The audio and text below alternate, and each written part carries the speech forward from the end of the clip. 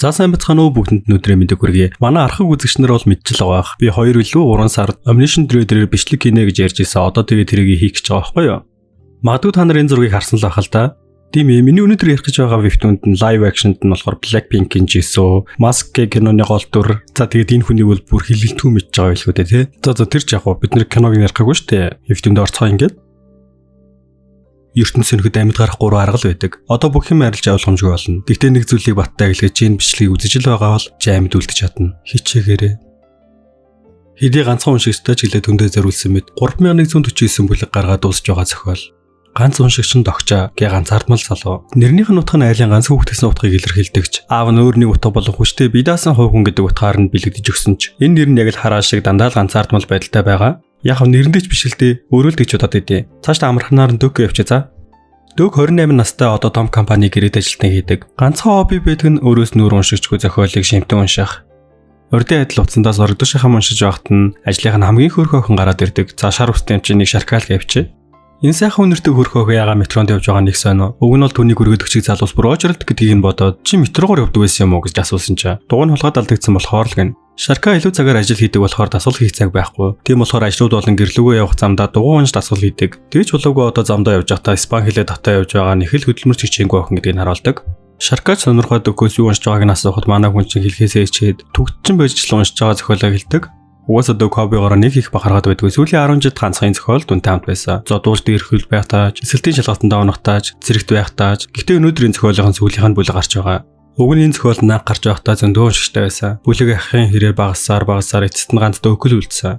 Ер нь бол нэг иймэрхүү бала юм бодсоор байгаад Шаркаг хажууд нь сууж байгааг ч марчихсан байдаг. Ганцаараа байсараа хүн чинь ийм болчт юм биш үү? Манайхан 100 болж штэ. Сайхан найзуудтайгаа гарч ор зугаалаа. Энэ 2 жилийн өмнө нэг компанид цугтаа гэрээд ажилтнаар орж ирж байсан юм байлээ л дээ. Шаркасаа ажиллаж байсан болохоор үнцэн ажилтан болсон. Харин манай хүний гэрээн дуусж байгаа. Тэр хоёрыг инхүү ойр зургийн ярьж байхад наахудагаал зохиолчоос нь баярлаа гэсэн мессеж ирсэн байдаг. Дөөгч баярлаад хариу өгөхт нь чиний ачаар би түгээд дуусгаж чадсан. Бас тэмцээндээс төрүүлсэн. Бас зурал маань өнөөдрийн танилцуулгаас эхлээд төлбөртэй болж байгаа. Харин чамд талархснаа илэрхийлээд онцгой билег өгмөрөн. Мэйл хаягаа өгөөч гэхээр нь манай хүн чинь бэлгийн картын болов $50 карт байл гоё доо. Гэл мэйлээ явуулсан чинь өдлөөнийг мэйл ирдэг. Тэрэн дээр нь өнөөдөр 7 цагт 9-гээр аман төлбөртэй болно. Энэ танд туслан амжилт хүсье гэд файл авсаргасан мэйл ирдэг.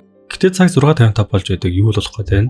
Манай хүний 10 жил уншсан зохиол нь сайт дээрээс усчихсан байдаг. Гайхал яач юу ч өсөж метрогийн тал торомцлоод энэ тэнд өвөөмэн болж ирэхэд санаанд гуцсан харахад 7 цаг болж байсан. Ноёд тадагтай нар анхаарлаа хандуулна уу? 8612 дахь гаригийн үнэгүй үйлчилгээ дууслаа. Гол өрнөл нь одоо эхэлж байна. Гэтэл нэг үслэг мангас гараад ирдэг. Энэ үеэр дүүхэн тархинд ягаад ч юм метро зогсож кабин тэр чигтээ харах байлаа гэсэн үг үлбэр орж ирдэг. Хүмүүс сандарлаж байхад дүүхэн тархинд танил түүхийн эхлэл бодогцоор бараг л дараа нь юу болохыг нь зөвгнөд мэдчихсэн юм шиг л. Гэхдээ зохиол дээр нь гардаг 2 жижигхэн ивэртэй дэрсэн хувц хүмүүссэн үсэрхийг амтаа агаар дээр нисэж байв. Гисэн мөрттэй нэг адилхан игдүүтэй чөтгөр сахиусан тэнгэр нь мэддэх нөхөр гараад ирдэг. Зохиол дээр тэднийг докеби гэдэг. Хүмүүс ч юу болоод байгааг нь ойлгохгүй.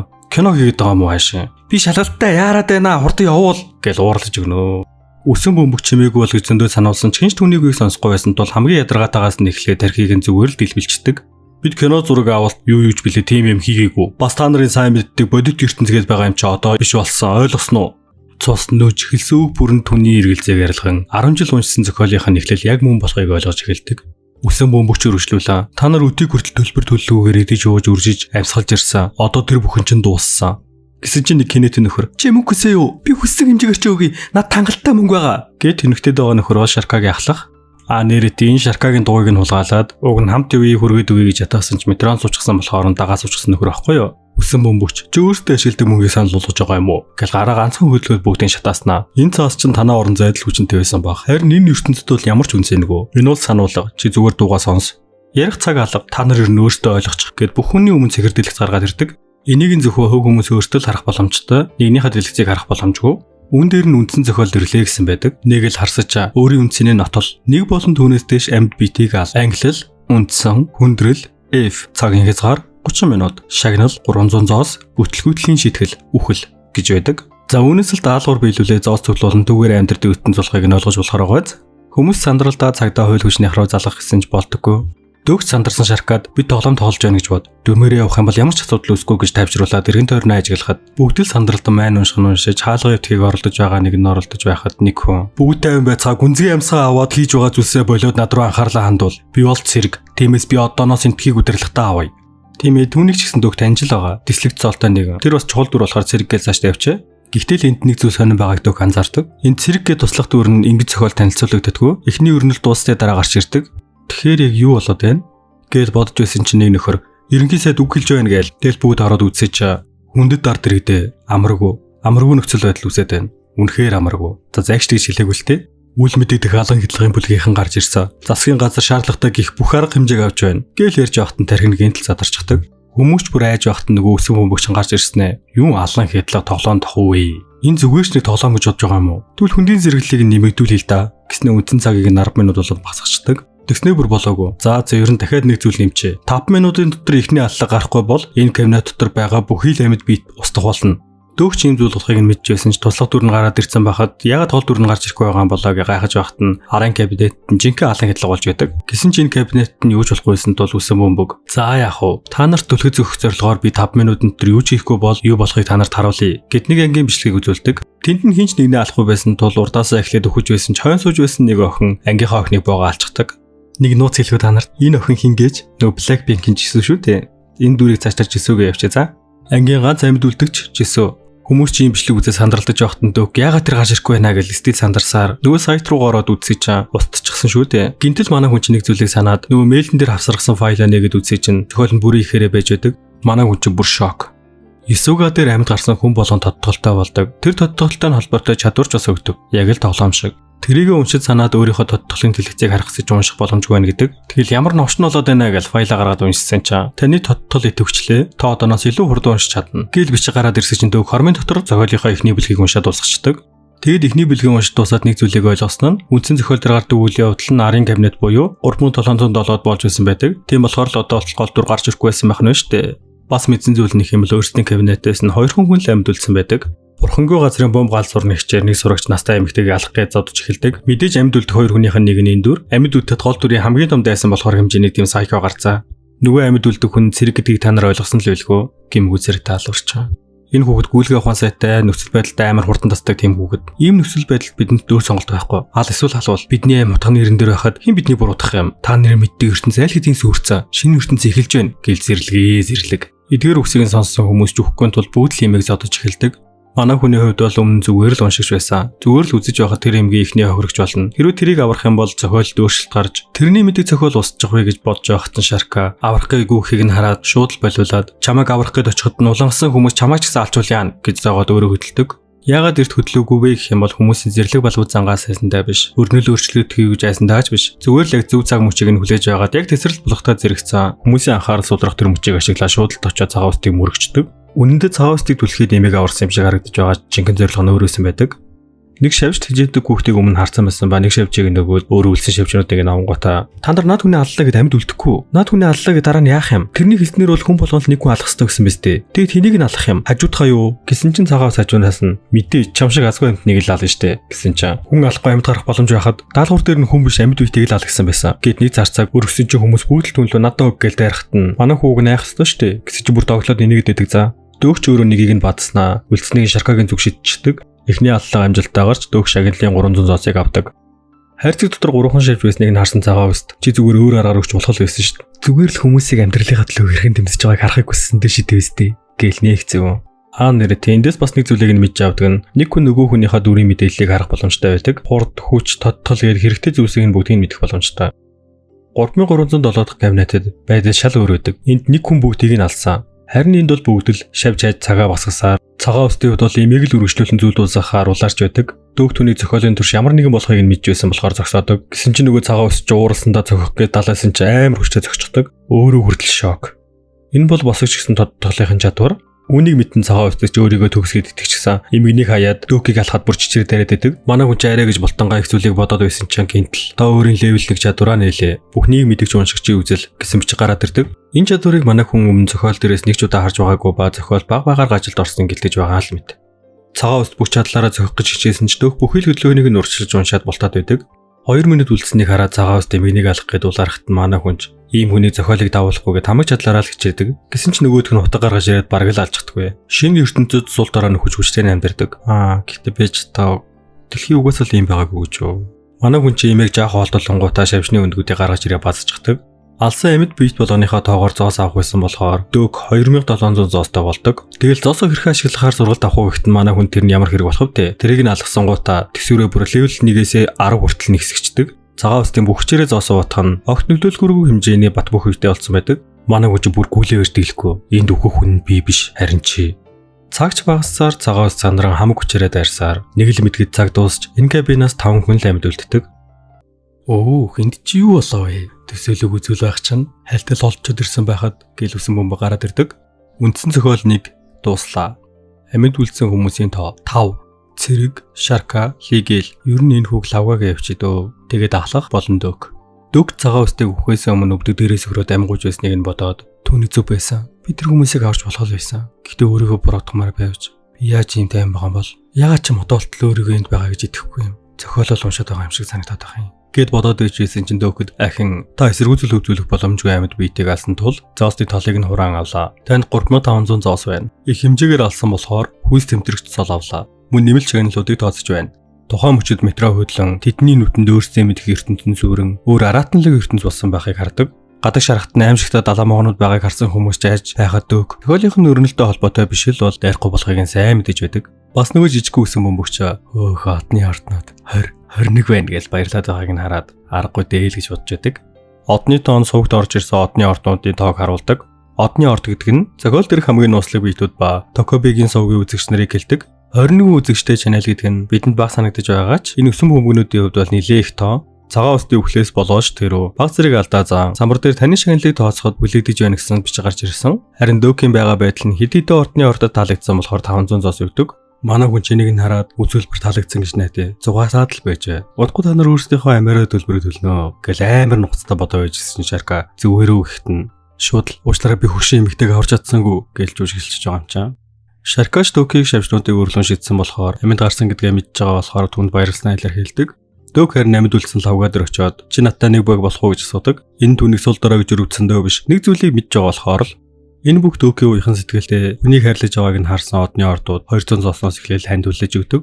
Та нарт дөг гэж нүргүй юм шиг харагдаж байна уу? Өөр яах юм? Тэр дөрөв нь мэдж байгаа хүн бас дээрэс нь тэр чин хүн шүү дээ амьдмаар л байгаа. Үсэн бөмбөгч өөрийнх нь шууд дамжуулж байгаа стрим дээр нь 5 хүн амьд гарцсан. Бүр 21 үзэгчтэй байгаад нь сэтгэл нь хөөрцөн. Одоо одны орднууд та гэдгийг санхүүжүүлэх болно. Гоёгойз гэхдээ хийн ч ойлгодгүй. Тэгэл за өөртөө шууд ойлгочихгүй гэж дахиад дэлгэцээ гаргаад ирдэг. Санхүүжилт сонгох. Сонгосон санхүүжүүлэгч нь өөрөө ч найдвартай санхүүжүүлнэ. 1. Далайн хар галтлуу. 2. Галын чөтгөрийн шүүгч. 3. Нууцлаг хувилдагч. 4. Алтан толгойн зүйлтний хоригдол. Гítл гараад ирдэг. Энэ сүлд сонгох одны ордууд нь бол хүн болгонд харилцаа адилгүй. Энэ нь ерөнхийдөө бол бод маягийн зүйл гэх юм уу та. Үзэж байгаа үзэгч нь нэг дүрийг сонгоод тэрийгэ хөгжүүлдэг тоглоомтой адилхан гэдээ одоохондоо ойлгочих. Цаашаа уулам дэлгэрэнгүй тайлбарлагдах болохоор ингээд цагаа хэмцгээе.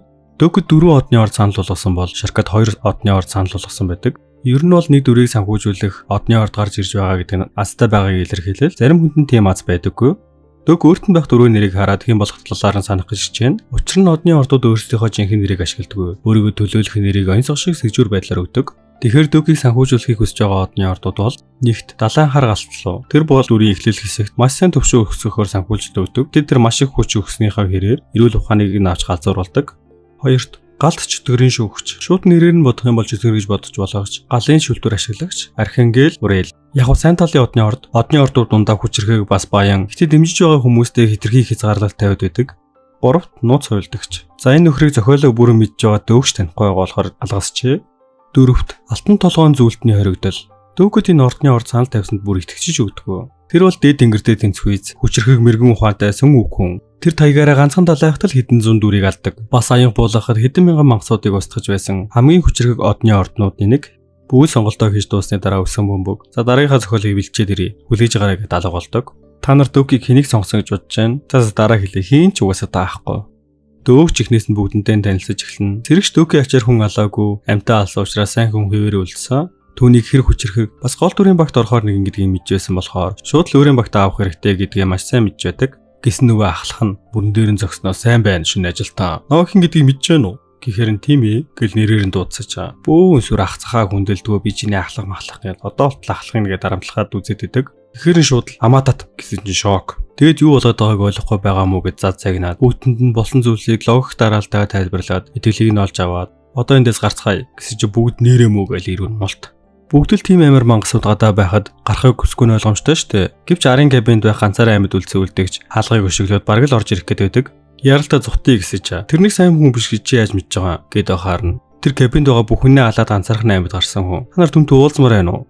Юу энэ хаалга онгоохгүй байна. Хэдүүлээ цанхаа хаалга гарчих уу гэд л эхэлдэг. Арын хаалга юу юугүй онгоох гэж байхад тэд азар онгоох боломжтой хаалга олдогч. Хүч их орох хэрэгтэй байдаг. Тэгвч хүчээ нэмэхийн тулд додоо зоос ашиглаж болгоч. Арай эрт байна гэж бодоод сэргийг хүчээ ашигла гэдэг. Нөгөөх нь яг юу ирээд байгааг нь ойлгодгүй мангар царайлаа л гэж идэг. Тэгэхээр н тодтголын дэлгэцэн унш. Тэгээ тэрийг ашиглаж байна гэж төсөөл гээл хийсэж тэгэл болоо мó. Гиснээ хаалга шиг нэг хашгираад хаалгыг онгойлгочдөг. Амар хөрхөн чажчлаа гэж хүүхчиг баярлаад идэг. Нэрээ дөгч унших чадвартай штэ. Цэрэг танд итгэж гэлээ гээд л уншигтаад идэг. Тэдэж амжилтаа зүгтж байхад нүсэн бөмбөг урд нь ууртаа гिच нь гарч ирээд та нарыг томоотой байж гэж хэлээ өстэй. Дараагийн зохиолыг би бэлдэж дуусаагүй байна. За зөөр яах вэ? Гэснээр хоёр дахь зохиолыг гаргаад ирдэг.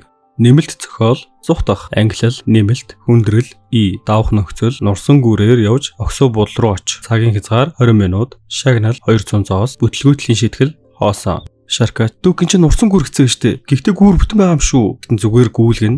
Энэ хэд метроноос эрт бууцсан болохоор л гүр нураагүй байгаа байхгүй юу? Энэ бол хансаж байгаа юм шиг боловч яг дөрмөөрөө явсан бол энэ зохиолыг давах угаасаа ямар ч боломжгүй болохоор ийм шийдвэр гаргасан байдаг. Дүүг амжчихлаа гэж бодоод гүйжсэн ч аврах далаа моогоо гарч ирэхийг хараад цочорсон ч 200 м гэртээ байсан тул амжнаа гэж гүйсэн ч үсэн бөмбөг гарч ирснэ. Ийм амархан бол уйдгартай штэ. Хүндрүүлчих гэд ивэс хүндрэлийг нь ди болгоно. Бас дээр нь хөхсдийн эргээ ирэлтгээд өгсөн хүмүүсийн биеийг дайруулдаг. Эргэн тойронд нь бүхэлдээ зомби болоход нь азар шихүү нөгөө авраг могоо гүрийг дайрчихдаг. Нэг талд нь цэрэг лавгүй хоёр амжилттай гарч даалгавраа биелүүлсэн байдаг бол нөгөө талд нь ахлах болонд шарка дөөх гур үлдсэн байдаг. Энэ үед хин нэгэн одны ордноос адислал авсан болохыг дөөх уншихад тэгш дот гүр гарч ирдэг. Энэгээр тэгш дотоо л хүн гарах боломжтой. Цандгоо дотоо бол гарах боломжгүй. Нөгөө одны ордууд нь дүрээ дэмждэг гэж хэлж байсан да. Тэрнтэй холбоотойгоор одны ордууд дүрээ хөлхийг хүсэхгүй байвал их хэмжээний төлбөр төлж зохиолчуд оролцох боломжтой болдог. Энийн ч утгаараа бол Шаркагийн одны ордон түүнийг дэмжсэн байдаг. Гэхдээ уг нь бол энэ үзэгдэл нь маш ховор болд юм билээ л дээ. Одны орднууд тийм их зоосыг зүгээр нэг дүр зарцуулах сонирхолгүй. Зүгээр л өхүүлээд өөр төрлөөшилчих юм уу үздэг болохоор дөөгчих гайхдаг. Шарка дүүхийн мэддэг зохиол байдгүй болохоор ямар одны орд түүнийг дэмжсэн. Үнэхээр сонирхолтой нэлээд баян хүчрэг одны орд байна да гэж таамаглаа шалгах гээд ортол энэ хүний дүрийн мэдээлэл харах боломжгүй гэдэг. Яагаад надад уншигдахгүй юм бол түүнийг онцгой одны орд дэмждэг юм бах та. Эсвэл оюуны бүрхүүл гэдэг чадвар идэвхжүүлсэн болов уу? Шарка тийм урдан чадваруудаа ашиглаж сурсан байна гэж баймааргүй юм. Гээл гайхаж байхад нь гинтлний гар дөөгийг зохиогддог. Цагаан үстийн зомби бий. Түүний дайралтыг унших гэсэн ч түн тухайн байхгүй учраас чадвар нь хэрэг болдоггүй. Дэмил болтонгаа бид гурлаа байгаа юм чи 2-8 үлдэж нэг нь өгөх юм байна. Гээл хошаарсаж нөгөө ахлах Шаркаг үүрээ цутаж байдаг. Үзэж байсан одны ордууд нь ч гин занг чинь биширж байна гэж 100 зоос хандуулж байдаг. Өөр нэг өдөгцөө. Бас дөрөвд нь онцгой хүчтэй болоод байгаа штэ. Тэрийг нь сигма гэдэг шүү. Одны ордууд нь дөрдөө өгдөг онцгой хүч гэд ойлгочж болно. Дөөгч чадлаараа амьд үлдэх гээд үзэж тарж явахт нүгсэн бөмбөг. Энэ өрөвдөлтөд дүр туслаад ажиллах одны орд байна уу? Энэ хинж дуурдаггүй. Яг өөхөх нь ойлгомжтой болсон дүргээл хайчих уу да. Манай хүнч баг өөрийгөө өөхөх нь гэж эвлэрсэн байхад нь хавчурга гэсэн хувийн чадварны төвчин. Дөөгийн бас хизээж уншиж байгаагүй нэг чадвар. Гэтэл зомбинууд дараад байсан тул зөнгөөрөө нэгдүгээр хавчургыг идэвхжүүлэхэд цагаан үстийн хүчрэг хөвлөрийн чадвартай болж ядах юмгүй хамгийн хүчрэг зомбиг нь алдагч. Хавчурга нь левел багтаа байсан тул унтарчдаг. Ядарч өгөх гэж байхад нь тийм их зомбинуудыг ард нь нэг нөхөр юуж болоогүй юм шиг гараараа алаад л яваад идэг. Тэгснэ манай хүн дээр ирээл "Хөөе чи одоо хэн бэ?" гэж авдیں۔ Дөөч мэдээллийг нь харах гэтэл хэд их мэдээлэл байгаа учраас хураангуйлан харуулъя гин. Дүрийн хураангуй. Дүр юу жинхэг, тодтгол, ухраагч, 3 дугаар үе, домогт, мэрэгжлийн тоглогч, ховор, хувийн чадвар гэд бүгд л өндөр левелтэй чадварууд байдаг. Учир зүггүй дөөгийг баалзурдаж авснаа. Чи одоо л яаж амьд байгаа юм гэл нэрийн наснуудаа шууд лилэгдээд чи овоо хатуу битэй юм. Зоосоо яаж ашигладаг мэдсэн юм биз дээ. За тэгэхээр дэндүү өрт идгэлтэй энэ хүн бол зохиолын гол дүр. Дөг хитгэн авгалтаа алсан бол энэ хүн бүхэл бүтэн нэг кабин дүүрэн хүн алсан. Бас ухраагч буюу чадвараа яаж хөгжүүлэхээ хамгийн сайн мэдж байгаа хүн. Хэдийгээр ганцхан даалгавар өнгөрсөн ч гэлээ энэ хоёрын хүч дэндүү тэнгэр газар шиг ялгаатай болчихсон. Ядаж байхад бүр 3 удаа ухарчихсан буюу энэ зохиолоор 4 дахь удаага явах гэж байгаа нэгэн. Эхлэл хэсэгт байж болох хамгийн хэцүү өрсөлдөгч. Манай хүн ч ихтэй уншиг шүү дээ. Мангар бардам намайг хүндэл гэж автээ. Юунд ч найдсан. Зохиолоор 3 удаа явахдаа ийм хүнтэй таараагүй хүн чи гайхтайм байгаа өстэй. Чи намайг мэддэм үү гэхээр нь мэдээж би толгомын компанид ажилладаг иймэрхүү юм болоход шууд л ойлгосон. Гээд сик бодлоо ярьж эхэлдэг. Нөгөөх нь чи метронд яаж амьд үлдсэн юм гэхээр нь чи хэлвэл намайг амьд үлдээх юм уу гэхэд нь хариултаас ч л хамаарна да. Мэдээж амьд гарах нь ойлгомжтой гэдгийг мэдж байгаа болохоор юу гэж хэлвэл амьд гарах вэ гэж бодоо үйжсэж. Хувийн чадвар бүхнийг мэдгч уншигчийн үзэл левел 2 нэгдлээ. Гээ шууд яг юу бодож байгааг нь уншаад эхэлдэг. Цагаан ус зэрэг хоёр л амьд гарах ёстой доо. Тэр яаж амьд гарч вэ? Энэ залуу яг хийм бол хорон хүн бай шууд лаалчээ. Гэл амар их юм бодож байдаг. Манай хүч бодлыг нь уншиж байгаадаа амар баярлаад шавжил алдсан санаандгүй. Тэгэл ямар гарцсан штэ гэсэж нөгөөх нь юу ирээдүй яагаад өөрчлөгдчихв? Энэ удаа шууд л тесрэл дээр алдснаас болсон уу? Тэгснэг энэ хэд тайван байгааг нь анзаараад бүх зүйл хэтэрхий төгс таарч байна. Гэснээ SS төвчний чадвар болох мэрэгүү ухааны нүүд гих чадвараа идэвхжүүлдэг. Энэ чадвар бол хэн нэгний тодтоглын дэлгэцийг харахаас гадна нууц мэдээллийг хүртэл харуулах боломжтой хамгийн дэд түвшний илрүүлэгч чадвар. Гэсэж манай хүн зүгээр дураараа хүмүүсийн тодтоглын дэлгэцийг харж яадаг наацсан тий. За би ч өөрийнхөө чадварыг хармаар байсан юм. Гэлэх бүлээсэн гинтл өвийн чадвар 4 дахь хааны төвчлээ. Гээ шууд л нөгөө чадварыг нь контролчдаг. Дөөгч. Пүү надаа мэрэгүү ухааны чадварыг хаах чадвар байгаа мó? Би ямар их нууц чадвартай юм бэ гэж өөрийгөө гайхаал. Чүнхийг рүү харсаж бодлон түүнийг яг одоо алах ёстой гэсэн бай тий. Манай хүн сандраад төлөвлөгөө өөрчлөх хэрэгтэй юм байна гэж чамд хамтрагч хэрэгтэй. Чи 46 дахь цохиолыг ганцаараа тавьж чадахгүй гэдгийг мэдчихэл байгаа үстэй. Гэсэж чи яаж мэддэг юм? Чи ухрааг ч юм уу бас гэхээр нь тэр одоо чухал биш. Гол нь чамд би хэрэгтэй. Чиний мэдэхгүй байгаа ирээдүйг би мэднэ гэсэж. Нөгөөг нь худал илрүүлэгч чадвар ашиглан үнэн болохыг нь мэддэг. Байж боломгүй юм. Ана корпус өр зөнч солонгост байсан юм бах та. Гэд манай хүнийг зөнч гэд ойлгочихдаг. Зөнч гэдэг нь дүр дэрээдүйг харуулдаг, илрүүлэгч чадваруудыг саармагжуулдаг. Зохиол төр бидэг цорын ганц тодтгол дөөгч гандан буурахгүй. Чиний мэд хэрэгдүүч нь чиний хэлсэн жижиг үлдээс болоод өөрчлөгдөж байгааг чи анзаарсан л үлгүү. Ухраагч болгон хэдэн зуун өөр дүн харсан байгаа. Над чинь үдэ хамтрах юм бол чамд ямар даваа тал үүснэ гэдгийг чи төсөөлөхгүй байна уу? Гээл ятгаж байдаг. Яаж жахад нэмэлт зохиол дуусгаад 40 секунд үлдсэн байдаг шүү. Гол дүрч шийдлээ чамаг хамтрагчаа болгоё. Гээл зандаас жижигээрээ гүрээр гарч байгаа хэвцэд нь дөөгийн чадвар хит их ядарснаасаа болоод унтрахтаа зэрэгцсэн. Нөгөө талд очиход одоо нэг асуулт асууя. Чи үнэхээр л зүүн чинь бол өөрийн ирээдүйг мэдчихэл байгаа үсттэй. Би чамаг тавихгүй юу? Оо мас солиот. Яг л миний уншдаг гол төр шүү гэж бодсноо. Чамд гэж хэлэхэд би чиний зарт биш шүү. Надад дээрээс харьцах гээд оролдоод хэрэггүй. Зүгээр л намайг тавиад арилж үзнэ авш минь гэсэн жигнэсээ тавьчдیں۔ Одоо л чамд итгэлээ. Чи жинхэнэ зүүн чинь байна. Дэлгэцэн дээр та зохиолыг давж чадсангүй. Манай хүндэн зохиолын гол дүр биш ч гэсэн манай туслах гол дүр шүү дээ. Өхгүй хотоодонд нь ороод ирж байгаа юм чам. Ер нь бол гол дүрийг ойлгох боломжтой л доо. Тэр ухраагч болохоор хүмүүстэй нэг дэндүү хөндлөдөг. Эсвэл дэндүү их дайсагнадаг болохоор ганцаардмал нэгэн болчихсон. Тэгээд л хүмүүсийг боол эсвэл дайсан гэж хардаг болсон байхгүй юу? Манай хүн зурглуудыг бүгдийг нь ушингаа бодоод сууж байхад өсөн бөмбө гарч ирснээр урам угарчлаа. Чи ийм байдалд орчоод ягаад сандрахгүй байгаа юм гэсэн чамааг хүлээж ирсэн болохоор хэлцэж байгаа яхсан да. Ягаад хүлээх үү гэсэнд чи надаас зохиол бүтлгүүтлийн шийдгэлгээ зоос авахар ирэх ёстой үстэй. Бүтлгүүтлийн шийдэл гэдэг дээр 3 асар тэмдэмдэг байгаа юм чаа. Тохиролцох боломжтой гэж ойлгосон шүү дээ. Гэхдээ одны ордуур чамааг үзээд байгаа гайхах юм алга. Гэтэ төлбөр нь 5100 зоос. Төл эсвэл хүзүүн дээр чинь толгойч юм үлдэхгүй. Манай хүн хитрхэн үнэтэй байна л гэсэн чаа. Тэгвэл үхэхэндээ гэл амар сүртэй хэлсэн чаа. За заалал. Ийм хариуллыг үзүүлнэ гэж төсөөлөөгүй байсан өсөн бөмбөгч үнэхээр шок.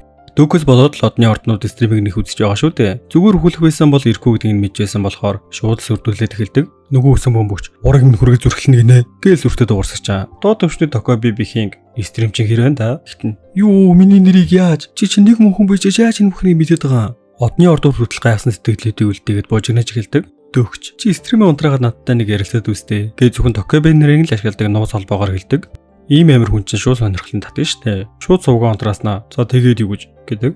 За тэгэхээр оддын стрим гэж юу вэ? Инженеэр тайлбарлах юм бол окторгойг тэр шигтэн багтаасан сувг л гэсэн үг. Үзэгчд буюу хандивлагч нар нь сансар окторгой маш олон амьдардаг одны ордууд. Жүжигчд нь харин хүмүүс. Токоби нар бол хоёр талыг холбох өөр буюу стримерүүд. За тэгвэл Токоби гэж яг юм бэ? Энэ бол сувгийн эзний үүрэг гүйцэтгэгч нар. Тэдний хүч чадлыг сувгийг нь үзэж байгаа хүмүүсийн тоо болон хандивлагч нараар нэрмэлдэг. Бас Токоби нар цол агих боломжтой.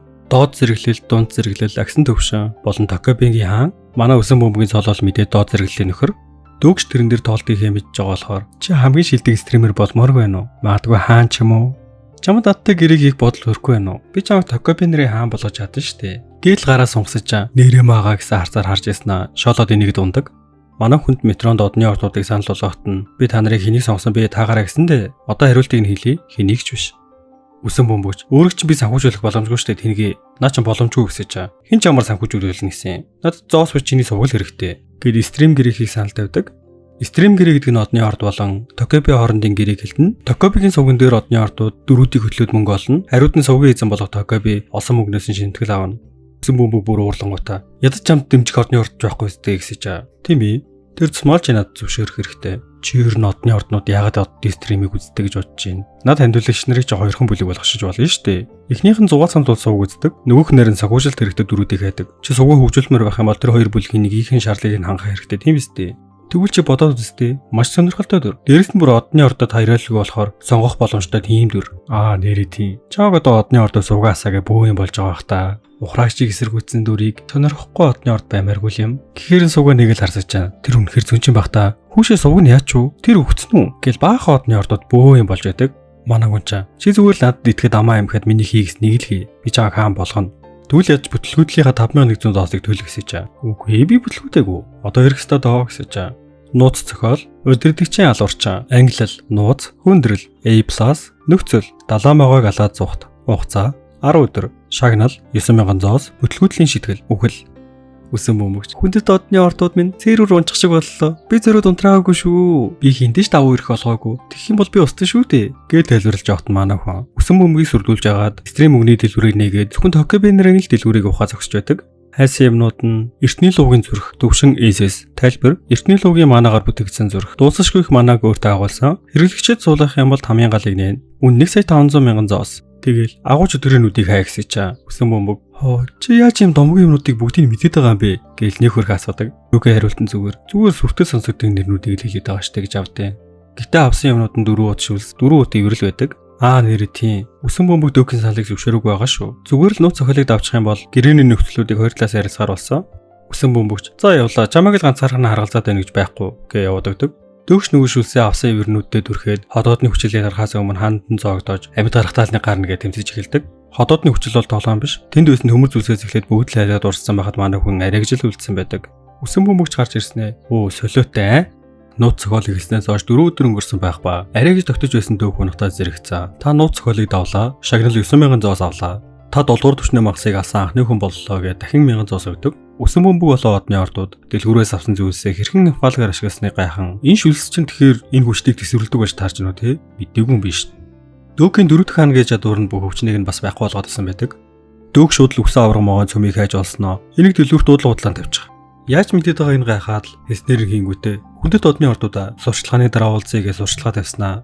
Стрим гэрээгээ байгуулдаг. Тоглолцооны нөхцлүүд нь 1. Дөөктөр бүх зохиолыг дуусгах эсвэл өөхөх хүртэл хүчинтэй. 2. Дөөктөр бүх зохиолыг дуусгах эсвэл өөхөх хүртэл өөрийг нь дэмжих одны ордыг сонгож болохгүй. 3. Дөөктөр бихинг Токебигийн сувгаар л гарна. 4. Стрим гэрээ хүчинтэй байх үед дөөктөр болон бихинг Токеби орлогоо хуваах ёстой. Хоёр талын зөвшөөрслийн хүрээнд хувийг тохирно. Энэ гэрээг харсан дөөгч сайн болсон байна. Гэхдээ энэ хувь яагаа вэ? Би чамаас сувг ашигласны төлбөр авахгүй. Харин бүх орлогын 50%-ийг нь би авна. Энэ шудраг. Чи 100 зоостой болох юм бол 50% нь минийх, 50% нь чинийх. Гэхээр чи намайг тэнэг гэж удаа юу? Одны ордууд 4 зоос бэлгэлэхэд маш өндөр татварыг сувгийн эзэн төлдөг. Бас итгэгдлүүд дэлгээгтэй ч гэсэн татвар төлдөг гэж би мэднэ. Тэгэхээр чи дэндүүхийг олдог болохоор би өөрийнхөө бүх зоосыг авна. Чамд татварчин л байхад болно. Тим юм гэж үс яаж талгууч гэсэн чаа. Би энэ саналаа өөр Токебид л тавьчих гэхэд ядаж 80-20 бүгд эсвэл үгүй. Тохирлоонд хүрснэ. Бүр болоогүй гэрээ хийсний төлбөр гээд над 5000 зоос өг гэж байдаг шүү. Энэ нөхөр манай Токебиг бүтэн хомчдаг наасан зүгээр. Тэд гэрээгээ амжилттай хийж бас дээрэндөө өөрийнхөө тодтголыг харж чадахгүй байх гэхэд нь үсэн бөмбөг би хараад үгийгээд харах гэсэн ч нөгөө дөрөвд ханаас нь болоод тохин цохиулчихсан байдаг. Энэ дөрөвд хан тэгэхээр Токебиг хүртэл нэвтрэх боломжгүй. Тэгснэ өвчин эдрийг хүртэл намдаачдаг амар л идэв юм да. Хинч миний тодтголыг харж чадахгүй юм чаа. Би хамгийн шилтгэлөөр ч болох юм шиг өгцөн явж байхдаа 2 дугаар үндсэн зохиол болж байгаа газар руу орчихдог. 2 дахь үндсэн зохиолын өрнөл болж байгаа газрын газраад ирэх их ортой байгаад тул газар дорох түнэл рүү яралт орох хэрэгтэй байдаг. Дайны хажуугаар дажин гихчээр баахан моторд дорцсон амтангууд. Манай хүн Токебигийн дэлгүүрлөө чөлөөтэй нэвтэрдэг штэ. Тэндээс 20 минут ашиглах боломжтой хорд эсвэрлэгч цууцаа. Дэлгүүрээс хэдэн өдөр идэх хүнсээ зөвлөөлөд гарах гэж байхад нь над туслаач гэд нэг хүн бараг л өгөхгүй байж байдаг. Гэлс үүрэл онгорхоо байсан хөнгөл рүү орох гэсэн хаалгыг хааснаа. Энэ дүүрэн хүн байна оруулахгүй гэж солиороод харна. Жаахан хүч гаргаад өргөд орчихдог. Бас нөгөө эмэгтэй дамандаа зууж байсан юм азуулгаад хорыг нь сармагжуулдаг. Тэгэл дүрийн мэдээллийг нь харах гэсэн чинь сая зүгцэн нөхдүүд нь нэг нөхрийг дагуулад ирцэн. Нөгөө нөхрөнж наад эмэгтэйгээ болон хоол хүнсээ үлдээгээ зайл гэж авдیں۔ Гэтэл одны ордууд өөрсдийн гэсэн зохиолыг явуулдаг. Шагналын ан, төрөл, нэмэлт, хүндрэл, F давах нөхцөл сад болсон хүмүүсийг өстөв. Хугацаа 5 минут. Шагнал хоосон. Манай хүний чадвар нь хурд хүчгээл ер нь бүгд л 2 орондоо донд байгаа штэ. Гэтэл тэдний хамгийн хүчтэй гэж дагуулж ирсэн нөхрийнх нь хамгийн хүчтэй левел нь 6 левелтэй л байдаг. Тэгснээ бүр дэмждэг одных нь орд нь сугуудын эзэн гэж байдаг нас. Нөгөөч чи бас нөгөө их хүн асан хүмүүсийнх нь нэг байх нэ. Гэл тэнэгтэй дохоор манай хүн хэдий алмаар байсан зүгээр хөргөөл явдаг. Тэгээ цаашаа гүнлүгөө явсачаа. Нөгөө хэд манай хүнийг амьд байгааг хараад хөөрхөн баярлаад түрээд ирдэг. Тэгэл зүнхийг чамайг амьд үлдэх байх гэж үнэхээр л үнийг хэлжээ. Тэр нөхөр нь аль хэдийн эндээс явцсан өмнөх өдөр нь нөгөө ахлах нь хэдэн нөхдүүдтэй мод төмөр барьцсан. Түүнийг эндээс гарга. Тэр хорон санаатай гээл дальж чанаар цэж нэг залуу. Уулцсандаа таатай шин залуу эзнээ нөгөө ахалгад жоох илдэг байл та мангараа гэж гараад ирдэг. Энэ бол эндхийг бүгд нь өдөртөж байгаа хүн. Сая хүмүүсийг зодсон гэж ирж байгаа гэж бодсон ч өөх тэр бол гайхалтай хүн. Сая манай хүмүүсийг мансуудаас аварсан байлээ. Тэр бас бидэнд хүнс авчирсан. Гэт манай хүнийг барахгүй ч гэсэн яаж явуулахаа мэдээд байдаг. Энд нь одоогоор 87 хүн байгаа ба 2 бүлэг болоо хуваагдсан. Үндсэн болон туслах. Үндсэн бүлэгт нь хүчрхэг хүмүүс орж хүнс цуглуулдаг. Гэтэ яг хүчрхэг гэж хэлэхээсээ илүүтэйгээр нэг бүлгэн болчихсон хүмүүс аахгүй юу? Харин тэр бүлгэнд нь тэнцгээргүй сул дорой болон тэр бүлгэнд орохгүй гэж татгалзсан хүмүүсийг туслах бүлэг гэж хуваасан. Манай хүний сая аварсан эмэгтэйг Хеван гэдэг ба тэр туслах бүлгийг ч гэсэн хайвлын саллааныхантай хамт хүнсээ цуглуулахаар явж байсан ч түүнийг өрхөнд оруулаад үхгээ таяа явчихсан байдаг. Энэ дүрийг цаашдаа хэдүүлээ халиунагаа явчихъя за. Зэрэг үндсэн бүлгийг нэг л буруу санагдаад байсан болохоор ороогүй. Нөгөө нөхөр чинь бүр тулж ирснэ. Шууд л хэлчээ. Чи манад ор. Би чамд өндөр тушаалыг өгнө. Тэгэд хоёулын энэ бүлгийг өдөрдөө. Гэхдээ татгалзуул явах уу гэхэд энэ нөхөр нь хүмүүсийн чихэн дээр нь цэцэг байтгаа цэцэрлэгч тарьдаг. Бүр жинхэнэ утгаараа тарих угаалтай мастер байгаа байхгүй юу? Тинчээ маш их хүн байхад эрвээс чи надаас татгалзах юм бол энд маш муу хүн болж өгнө гэдгийг тойруугаар маш сайн ойлгуулж чаддаг. Гэтэ манай хүн тэр нь ямар амаа ах вэ? Татгалзаа тавлаа явсан байдаг. Тавлаа гэдэг нь ахлах нь биш шүү. Халиунаатай хамт хүнсээ аваад явсан байдаг. Гэсэн чинь нөгөөдөг чинь хүмүүсийн тархийг зад эргүүлсэн. Тинчээ нэг нөхөр хоолой ганцаараа хинэж өгөхгүй эзэмших гээд байлээ. Энтэргээд төрхраад явуулсан байдаг. Бусдын цохирлыг өөрийн хүч болгон ашигладаг хүн. Бас л хүний нэг арин шим юм да тий. Үгүй юу гарчаа. Тэгэхээр чи хүнсээ хуваах юм уу? Эсвэл хүнсээ монополчсан хорон санаатан болох юм уу? Гэсэн шигээ эрэнгүүтээ хүмүүсийн чинь дүрл гарсан бол та дөг бидэнтэй хүнсээ хуваалцах гэж биш үү? Та нар 50 байцгаа гэсэн чаа. Би яхаар үнгүй хүнсдүүд өгөх ёстой лээ. Би хандгүй ажилтан биш шүү дээ. Бас над бүлэг энтерч юус орохгүй. Тэгжэлэг хүнс надаас авахыг хүсэж байх юм бол нэг ширхэг хүнсийг 50 зоосоор ав. Халиуначин санааг зөв гэж дэмжиж тэд албасаар танилцсан халиуна хүмүүс сандан энэ та нарын эрхэлтэй газар биш. Тэр энэ хүнсийг зөвлөх гэж амнасаа эрсдэлд оруулсан. Гэхдээ багийнхан ч гэсэн өмнөх авсан байсан хүнснүүдийнхаа тооцоог хийдэг. Зоос ойлцох нь маш амархан. Долоор хуруугаа хүргээд өгөх гэж байгаа талд нь дотроо хэдийг өгөхийгөө бодоол болоо. Дөөгийн хүнсүүдээ хэтэрхий үнэтэй зарж ийн гэж хүмүүс авахгүй энтергээд байжсан ч нэг тойрчил эрхтэй бүгдийг нь зарчаад ирдэг. Туслах хүмүүсээс боломжтой хүмүүсийн талыг нь аваад үлдсэн тал хүнсийг нь үндсэн бүлгийнхаа авсан юм билээ. Уг нь бол хүмүүсийг өөртөөхөө төлөө тэнцдэг болох гэсэн ч хүмүүс тэрийг нь ойлгодоггүй. Хамгийн тэнэг нь өөртөө нэг ч хүнс авч үлдээг байдаг. Тэрийг нь харсан халиунаач бид энэ тэнэгт итгэж болно гэж бодож байна уу? Гээл нөгөө өдрүүгээ харсачаа манай гэж жайлгад итгэдэг болсон шүү дээ. Толгой тохиол энийг гэдэг. Лавгаач хөрх идэж байгаа юмнуудаа хуваах гэлээдэг. Гэхдээ дөгт нэг зүйлийг мэдж байгаа бол та бүгд бүх хүнсээ заавал тусах хэрэгтэй шүү гэж зөвлөдөг. Метроны зам руу харж байхад нь халиунаа ирээд над руу ч явсан хүн болов өгдөг. Арай чи тийшээ явна гэж бодоггүй сте. Гих зэрэгээр ярилцаж байгаад үндсэн бүлгийн хүмүүсийг нэг зүйл хийгээд байгааг нь хараад хоорондоо тэнд байгаа тоглож байгаа залуу чамайг намайг аврахаас өмнө намайг алхахаас өмнө хүчнтэг гэж орлоо чадлагүй зутсан. Түүнийг яасан ч битгий оролдооройг нь хайгуулын багт аргаа барсан эмэгтэйчүүд болон хөгчүүдийг авч байгааг хараад тэр үнэхээр л буруу зүйлд дуу өнгөрч чаддгүй нэг ингэдэг нь харагддаг. Халиунаа тийшээ явах гэсэн чинь дөөх тэрний тодтолыг хараад түүнийг хэсэгтээ харж бай гэд түүнийг ууралсан ч гэсэн зогсоодог. Түүний тодтол болох бүх ижүүд дүрн энгийн тодтолч гэлээ ховор болон домог тодтол болон хуурах боломжтой ба дүрийн туршлагуулсан чадвараас хамаардаг. Дөөх түүнийг багтаа авахар болсон шалтгаан нь ганц энэ тодтолч биш. Чадварууд дунд нь чөтгөр устгах гэсэн байдаг. Халиунаа үнэхээр шудраг нэгэн байсан болохоор асуудал нь хоолноос л болоод байгаа юм чинь тэр асуудлыг нь шийдчихье. Гээл хүнс рүү гарах гэсэн шин дөөх. Зааж дуудахгүй ирэх ёстой доо гэсэж байгаа.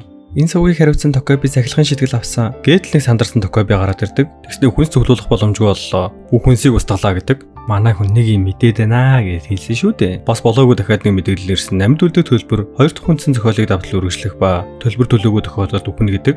Бүх хүнс устсан болохоор хүмүүс сандралдаа санаа зовсондоо дээшээ гарч хүнс хайх хэрэгтэй юм биш үү гэхэд тийшээ гарах юм бол шууд л үхэж байгаатай адил. Харин өөр хүнсний шийдэл болох нь шинэ ертөнцийн хувь шүү дээ. Тэгэхээр бид мангас хагнах болно. Манай хэдийг хонгол руу явах болсонд нөгөө тарих угаагч чинь ашгүй нэг юм олдлоо гэсэн шиг баяртайгаар явуулангаа манай нэг хүнийг багтаа оруулчих гээд нөгөө ахлахыг нь зөв явуулдаг. Явж байхдаа зэрэг ядж эмэгтэйчүүд болон хүүхдүүдийг үлдээвэл яасан бэ гэхэд та нар нэг зүйлийн талаар мартаад байгаа юм уу? Бидний мэдээлэл айлтэрт байхгүй болсон. Үзүүлэлтээ нэмчгэл юм бол хинч хүчтэй. Лавга нөгөөдгөө харуулдаа гихтэн газар хүрээдэл шавшнуудтай холбоо тогтоодог. Тавгагийн толон шавж зөвлөлагч тэр шавжнуудтай ярьж чаддаг болсон болохоор жомтой ярилцсан урд байх 300 метрт нь ямар ч аюулгүй болохыг хэлэхдээ зэрэгцэн нэмэлт зохиол ирдэг. Нэмэлт зохиол хүнсний ан, ангилал, нэмэлт, хүндрэл, давх нөхцөл, хоол болж болох мангасыг агна. Цагийн хязгаар байхгүй, шагнал 500 зоос, өтөлгөтлийн шийтгэл хоосон. Тэд үргэлжлүүлэн явж хатан замд нь үгсэн 9 дэх төвчний газрын харахнууд хардаг. Тэдний хий алсан угаасаа ойлгомжтой. Бас дээр нь эднэрийг хүнс болгох юм бол даалгавар биелэгдэхгүй. Заавал агнах хэрэгтэй. Тиймээс ч яснуудаар нь зэвсэг гэж авдаг. Зохиол дээр нь мангасыг хэрхэн агнах, бас дээр нь зохицнуудаар нь юу хийх боломжтой гэдээ бүгд ингэ бичсэн байсан болохоор манай хүнд бол амархан байгаа штэ. Дөг та хэдэд хэрэг зоос байна. Орой их төлбөрөө үлдээгээд үлдсэн бүх зоосоор нь тэсвэр болон хурдандаа зориул гэж хэлэхдээ зэрэг цангазрын харах руу дайрч эхэлдэг. Тэд ихэндээ эвэг авгууч гэлээ 2-3-ыг алдсан байхад нь дөг аль хэдийн 4-ийг алдсан байдаг. Гэтэ зэрэг 3-ыг нухацсан байхаар нь төөх гайхаад үзүүлэлтийг шалгахад эхлэлийн багц гэх чадварыг ашигласан байдаг. Энэ нь дээд зэрэглэлийн багц ба нийт үзүүлэлтийн чинь дундаж төвшө 10-аас бага байх юм бол ашиглах боломжтой. Нийт үзүүлэлтийн чинь левел бүрийг нэгээр нэмдэг. Бас дээр нь зэвсэг ашиглах чадварыг нэмдэг. Зохиолын эхлэл хэсэгт хамгийн хэрэгтэй чадваруудын нэг дөг бүр атархацсан. Тэр тэгэл хүчтэй байсан юм байна. Төмрийн эзэн тэгэл таалагдсан байх та. Гээл зогсож яадаг. Тэгс чинь Шарка энэ хэдийг тэгээ яаж идэх юм гэхэд нь нэг хийх юм бодлого. Угаасаа шууд ижүүлэх болохоор учраа нь удахгүй олдно гэж хэлсэн чинь цэрэг нэг имийг дээрээс бас асууя гэж бодоод исэн юм. Чинд болоод байгаа зүйлийн талаар ямар ба нэгэн зүйлийг мэдэхгүй үзгэдэг. Ийм нөхцөл байдалд үзэж байгаа болон уншиж байгаа хүмүүс тохирсон нэг л гаргалгаа байдаг шүү дээ. Яг хариулах гэж байхад нь ямар ба нэгэн зүйл болох. Тийм ээ, яг дөрмийн дагуу ахлахны газрын хараханд баригдаад үүд тэрний зүг анхаарлаа хандуулахад Шарка дүнд туслах гэж байгаад хамт чирэгдээд нэг нөхрөө орчихдог. Тэдний араас дөг Клавгатай хамт орон цэрэг болоо халиуна хоёрыг хэсэгтээ амраа байж байга явдаг. Яг л хавгаа явж байгаа юм бэ гэхээр газрын архнууд байгаа энэ газарт физикийн үйл ажиллагаа байж дэшээ доошоо явж байгаа баримжаа алдагддаг болохоор шавьчнуудын тусламжтай газраа асуудалгүй болох зорилготой.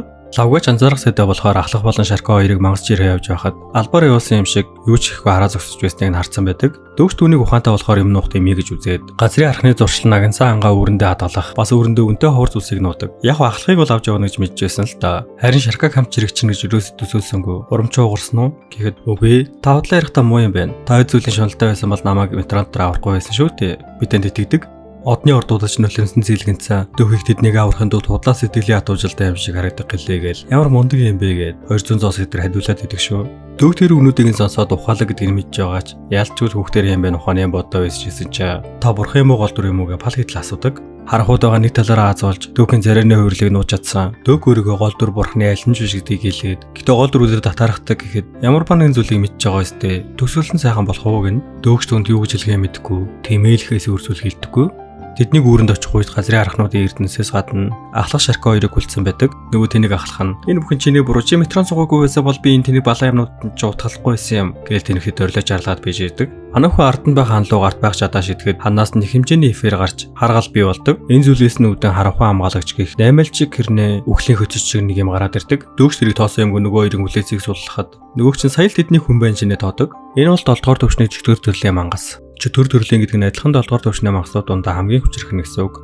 Харанхуй хамгаалагч чинь айдсын авраа ялгаруулахад дүүкийн 4 дахь хан гих чадвар нь автоматар түүнийг нь устгахад нөгөө мангас чинь гайхаад Калидүгээд өрлөөд байдаг. Хамгийн амар нэн хэлийг Шарка ойлгоод ирдэг за. Хэлжсэн да тэр үнэхээр сурахтын дүү хүслээр мэлсэлтэй. Бараг л бүхэл зүйлийг сурах гэж хичээдэг. Ямар сандал чөтгөрийн хэлийг зүгээр сонирхоод сурцсан гэж авдаг. Нөгөө чөтгөрийн хэлээд байгаа үг нь ээж гэсэн үг юм байлээ. Тэгэл нөгөө ахлах руу зааснаа ээж бол гээд өрлөөд байдаг. Тэгснэг энэ лардаа бах тэмдрүүлээрээ ахлах руу дайран амруу нь хийчихдэг. Дөөкний зүйлийг сансан бололтой гэж тэмдрүүлийг нь татаж чадсан ч бусад дайралтуудыг нэрэгж хамгаалan хүч нь үнэхээр хөрөхгүй байсан болохоор нөгөө орлож байсан Токобиг дуудаад миний юмнаа шүүгэнд байгаа аваад иргэсэй чинь нөгөөт нь гайхаж байгаа юм чаа. Угаасаа түр ийм том байныг санаагүй болохоор гайх нарахгүй л дээ. Гэхдээ одны ордны үзэгчдээс болоод түүний хэлснээр хийхээс өөр аргагүй байдал төрдөг. Түүний авсан зүйл нь дээр нөгөө могоог алаад авсан юм аа. Алдагдсан итгэлээр солино гэж дэлгүүр тавилсан да. Тэр алдагдсан итгэл гэдэг байгаа нь нөхгүй юу? Гэтэ энэ сэлмэн дий төвшнийх бүр дээрээс нь хугарчихсан сэлэн байдаг. Чөтгөрч төр Токобич төр хугархай цалин байхтай яах вэ гэж бодож байхад нь нөгөө сэлэмнээс нь гинтлийн хэмжээний гэрэл цацараад эхэлдэг. За тэгэхээр юу болсон бэ гэхээр нөгөө могооны гидсэн дэлгүүр ухаж байхдаа Токобиг яаж мэдээд байгаа юм бэ гэж алмааруулаад юм хагаад байсан да. Тэгэхдээ цагаан оттой элдний авраг их чадварыг худлаад авцсан. Тэгээд тэрийг алдагдсан итгэлтэйгээ нийлүүлээд элдний төвчөө жинхэнэ хүч нь гарах боломжтой болсон. Чөтгөрийн бүхэл дайралтуудыг нь хаан тэмдрүүлээд нь тасалж ирэлдэгч. Энэ элдэн мана хитрхийг зарцуулдаг тул ядарч арай гэж дулаалдаж эхлэх үед нь авчрах гих чадвар нь төвчдөг. Тэгээд зэргийн зэвсэг эзэмших чадвар дээр нь нэмээд өөрийн унших их хөдөлгөөнийг нь урьдчилан мэдэх чадвараа хослуулан түүнийг завшгаад тэр нэг зүйлийг хэлээд орилдог. Тэргийн Шарка чи намайг хашаад арихыг яаж мэдээд байгаа юм бэ гэж шууд орчуулад байдаг. Тэднийг зохиолоод авчихлаа юу вэ? Энэ бихингийн суугч чинь ийм галзуу хүмүүс ягаад ийм их байгаа юм бэ гээл гайхаа зогсож явахтан зохиолыг давцаа айлуу шагналаа өгөх гээд бүр дээрлээд идэг шүү. Нөгөө төгөө би чи түүнийг үргэлжлүүлэн гүцгээд алахгүй юм уу? Түлж аванд бараг 7000 зас авна штэ гэхэд үгүй би тэрийг алмааргүй байна. Жах өрөвдөд байна л да гэсэн чаа. Нөгөө шуналтаа халах чинь 7000 зоос гинэ. Чи тэнийг баха. Энэ хэр их гэдгийг ойлгохгүй байгаа мó? Гэдэл зүйл дуусчихдаг. Нөгөө ахлагч нь түүнийг алсан гэд 8000 зоос авангуудаа муу тэнийг энтер гэж доромжилж өгдөг. Гэтэ дөг алаагүй гэдэг чи ямар ба нэг учиртай л байж таараа штэ. Тэгэхээр чөтгөр төрлийн мангасууд нь чөтгөрийн хаантай холбоотой байдаг. Тэд харанхуй төвөөс түүнийг шүтэн хааныхаа хүчийг хэсэг ашигладаг. Тийм болохоор чөтгөр төрлийн мангасыг алах юм бол чөтгөрийн хааны үзий ядалтын бай болно л гэсэн үг. Ахлахын самбар дээр шунал болон уурын бурхны хараал чиний хамгийн аимшигтай хар дарсан зүүдийг чинь бодит болох болно. Яа энэ ч нэлээд зовхон дээ.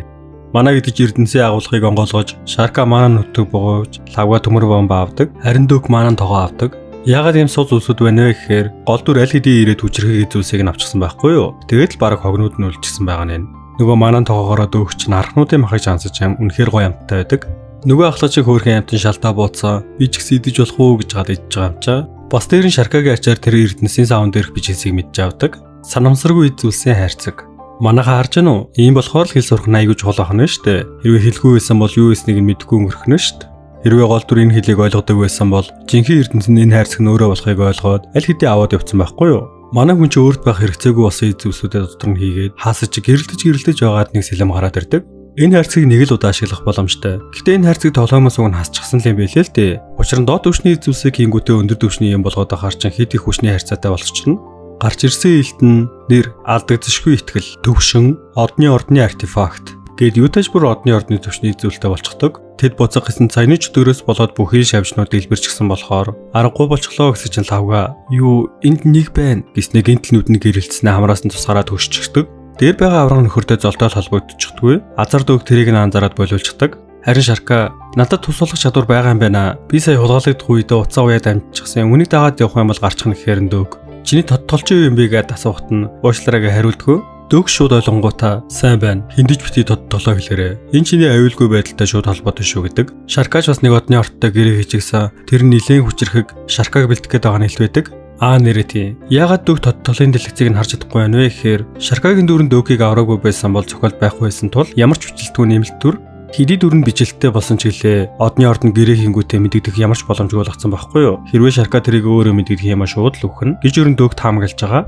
Тэднийг уцаад агаал явж байхад нь манай нөгөө цөлөгцсөн үсэн бөмбөгчин гарч ирээд за юу яцхандаа намайг байхгүй дөөдсөн үү гэж хөргөн гараад ирдэг. Тэгээд нөгөө нуус холбоогоороо дөөгтэй ярилцаад байгаамаа. Бараг л тайлагнаад байгаамаа аашаа. Цугагийн тундраачихсан бас дээр нь хитрхи урц урчлага тавьсан гээд өдөрлөхтаа загнууж аваад ирсэн юм билээ л дээ чаваас. Бас дээрэс нь нөгөө устгах хөстэй байсан үзүүлээ хайрцаг нь манай өссөн бөмбөг шуналтаагаасаа болоод мартаад үлдээсэн юм билээ. Угаасаа хинч тэр бичгийг нь ойлгохгүй гэж бодсон л ахгүй нөхөр анжгаа. Тэдний нөгөө өртөндөө очиж чи байдал имэгцээ алдчихсан. Бүгд л оройны хураамж болох 100 зоосоо нэгнээсээ гуугаад олж чадахгүй байгаа нэг нь бараг л хүчээр шахуу хайгуулын салаанд нэгдэж байдаг.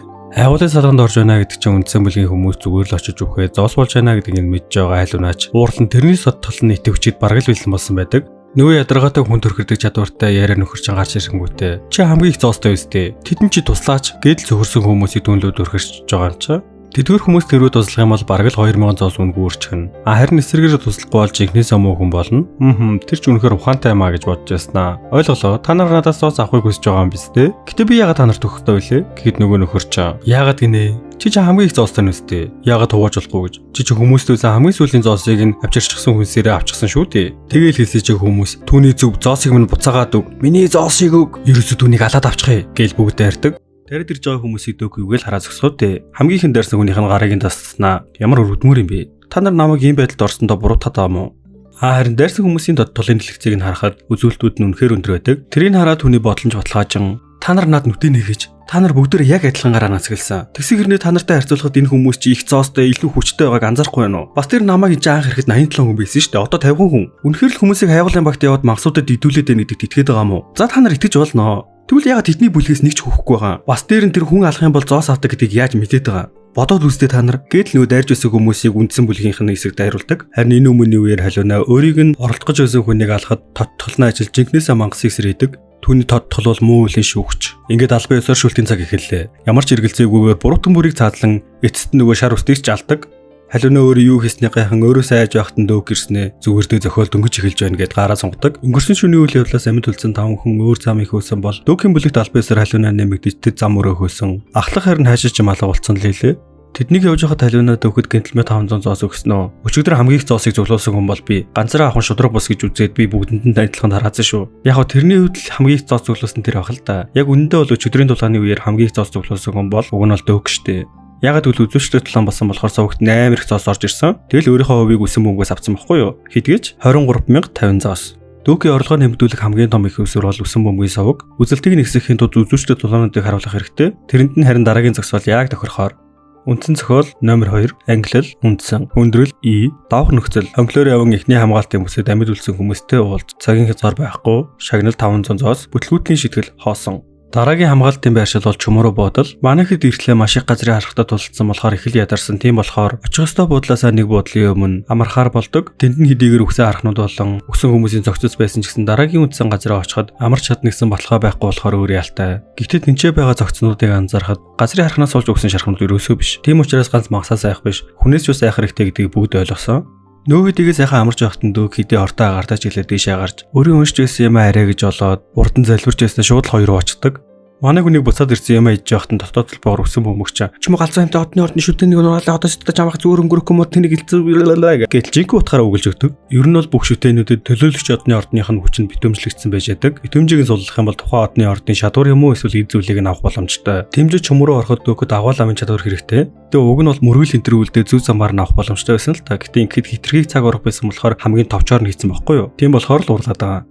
Нөгөө хэд дээр очсноо нэг хуучин даваа нөмрүүлээд энэ бол агуул амын нөмрөг. Энэ нөмрөгийг өмсөх хамгийн тохиромжтой хүн болчи. Энэ бол шудрагаас болон хүсэл хэрэмслийг нэмдэг. Тэгээд ч бас олоогүй шаркаад манай нөхдөд залбирдаг эрхийг өгдөг. Тэгснээ бүр ичгчхөө. Би өшөөд мөрөсөж эдгэр зүйлсүүд тэнгэрээс унаад ирчихсэн. Одны орднууд хүртэл шатаж төлөгдөө ширмэн нүртэй пилетик шиг байгааг нь хараад биширсэндээ зоо сандулдаг. Нэрээ тий. Нөгөө ламын хөшөөг ивсэнд одны орднууд айгүй хуурлаадсэн штэ. Манай хүчин бостой нөгөө ламыг ямар гайхалтай нэгэн байсан хүндэлж биширмээр энтергээл тултал магчсан болохоор уужилчихсан. Тэд сайхан амарч аваад үргэлжлүүлээ явах хэд нэмэлт цохол гараад ирдэг. Хуурмаг шорон, ангилал, нэмэлт, хүндрэл, D болон F давах нөхцөл, заасан хугацааны дотор хуурмаг шоронгоос цухта, цагийн хязгаар 1 цаг, шагнал 300 зоос, бүтлгүүдлийн шийтгэл хоосон. Бүгд л хуурмаг шорон гэж юу болохыг гайхаж байхад гинтл өмхий салхи тэдний хүч авахад нэгэн эмэгтэй дүүх рүү ойртон чи юу ч хараагүй шүү. Гэж хэлэхдээ зэрэгцэн дөрөв дахь хаан нэтвч хуурмаг шоронгийн үйлчлэлээс хамгаалдаг. Хуурмаг шорон гэдэг нь хин нэгний травмаг өдөн галзуурхад хүрэх бүс. Нэгэсэндээ Итачигийн шатвар юм уу та. Энэ даалгавар дээр гол дүр нь хүртэл эвгүйжсэн нэлээд хүндхүү.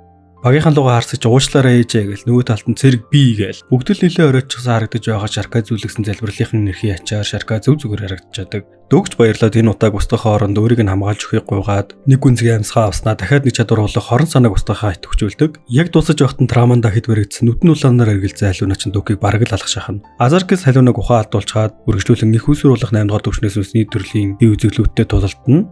Хэсэг хугацааны дараа бүгд л ухаарахад дөгхийн үзэглүүдийг ялан цөм болох чулууг нь авцсан байдаг. Тэгэл арай гэж босоо цаашгаа явах гэсэн чинь нэг сэлэн барьсан охин гарч ирсэн ээ. Та нар ямар учиртай хүмүүс вэ? Бидний эзэмшил газар дураараа ирээд гэл гараад ирдэг. Тийм ээ тэр болж ирсэн. Дөгөд байх зүйлсний чулууг нь хараад ялсан болохыг нь мэдээд багш сэдний гайл харгаыг мэдэндээ гэж зогсохын охиныг дөг маш сайн таньдаг. Учир нь энэ бол зохиолын бас нэг чухал дүр. Хүнийг дэмжигч одны ордон далаан дайны бурхан, тоттол нь шархалсан сэлэмчин чөтгөр, ховор бас бусад үзүүлэлтүүд нь хүртэл нэлээд өндөр байдаг. Гол дүр яагаад яарч явсан шалтгаан нь түүнийг гэс багт оруулах байсан. Тэгэхгүй бол чухал хоёр дүрийг нь дөг авсан шүү дээ.